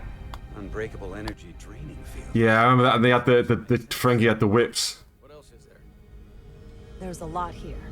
Let's take it piece by piece. Select the aspect you wish to learn more about. I always want to hear more about the Enterprise D, to be honest. The technology to capture I want that D. Give me that D. unbelievably powerful. Computer, what else can you tell us about the energy draining field the Takan used? The Enterprise D was unable to break free on its own. The precise nature. That's right. Understood. Only that the crystalline technology used was beyond the comprehension of then current Starfleet science. The engineering team found a quantized spin crystal formation in the shuttle you took to Hotari. Registered tetrametric radiation coming from it. We have Takan technology on board right now? We might. I'll run a full analysis in the containment lab. Let's see. Ferengi! Oh, Starfleet restrictions. There appears to be some sort of restriction order from Starfleet. Computer, Like the alert signs going around. That's great. Order 7 forbids entering the Delphi Ardu system or attempting to make contact with Portal 6-3. Starfleet doesn't throw up a no trespassing sign for just anybody. I suppose it makes sense considering what happened to the Enterprise D. what sort of planet Excuse me. Delphi Ardu 4 is an M-class planet, a barren rocky world with little to no vegetation. Barren Rocky World, which looked like polystyrene on a soundstage. Absorb energy, but it is not understood how they do so. The entire Delphi Ardu system, consisting of 11 planets, was considered completely uninhabited until the encounter with Portal 6-3. Frequent ion storms. That can't just be a coincidence. Someone from the Takan Empire is actually still around. Or at least was, 16 years ago. Computer. Oh, so this is specifically 16 years after the first series of Next Generation. Huh. A biped humanoid, he was unaware that the Takan Empire no longer existed at the time of the encounter. He was able to control the crystal-based technology of the Takan outpost through apparent telepathic means. It was by his choice that the Enterprise was released from the energy draining field after Commander William T. Riker of the Away Team argued on behalf of both Starfleet and the Ferengi. Telepathic control of their technology. As I have said, they were the most advanced civilization in the galaxy. Yeah, that's the guy from the Ferengi episode. Yeah, I do remember that one now. But if the Hotari have Takan technology and can control it, I see why they're willing to negotiate peace. For all we know, this could be just the beginning. And we're up against something greater than we can imagine. There's only one way to find out. Down the mines. Down to mine. We've been able to triangulate the source of the ionic interference and warp disruption to a specific mine on Tau. Engineering used the latest data from your shuttle to pinpoint its origin. There. So we know where to look. Commander Rydek's right. We need to know what's down there, what the Hotari are hiding. I'm yawning away. Maybe I should take that as a sign. And to neutralize it if we can. Captain, embarking on a mission to the Hotari moon would not be viewed favorably by either side. However, given the circumstances, we are entirely within our rights to defend ourselves. I just want to make sure this doesn't blow up in our faces. Which is why I'm thinking of sending Commander Rydek on a covert mission to Tau. Assuming The lieutenant's face, then. would require absolute secrecy. And obviously, it's not without risk. I'll get the Away Team in and out. They're in safe hands with me. Under normal circumstances, that would be the case. Oh, going in solo. Given the sensitive nature of this incursion, I'm afraid you'll have to go it alone. How could you not notice it has, I mean, Jesus. To avoid detection. It's a calculated risk. The last thing we need is to get caught and then blamed for violating our neutrality and aggravating an already tense situation. Mm-hmm. Can't afford any mistakes. Which is why I've chosen you. Yes, sir. I'll do everything in my power to make Yes, sure sir. he knows I'm there. Good. Of course, you'll have full support from the Resolute. And we'll make sure we take every precaution. Every precaution. For the greater good. Ah, the lieutenant with the crush doesn't like it. Or at least is neutral on it. current heading is straight for the homeworld. Understood. It would seem we no longer have the luxury of waiting. In that case, may I suggest you and I return to Hotari Prime? Doing so will provide Commander Rydek as much time as possible to complete her mission. Agreed. We'll hail the Queen's delegation from my ready room. We all know what we need to do. Dismissed. Ooh. Oh, that look of Resolute. I can't even speak. The word's gone from my mind. Oh well. I'm gonna take that as a sign that I'm really tired and should probably just end the stream. It's 11:30. When words CP top, I have been yawning away throughout the stream, and I do apologize for that.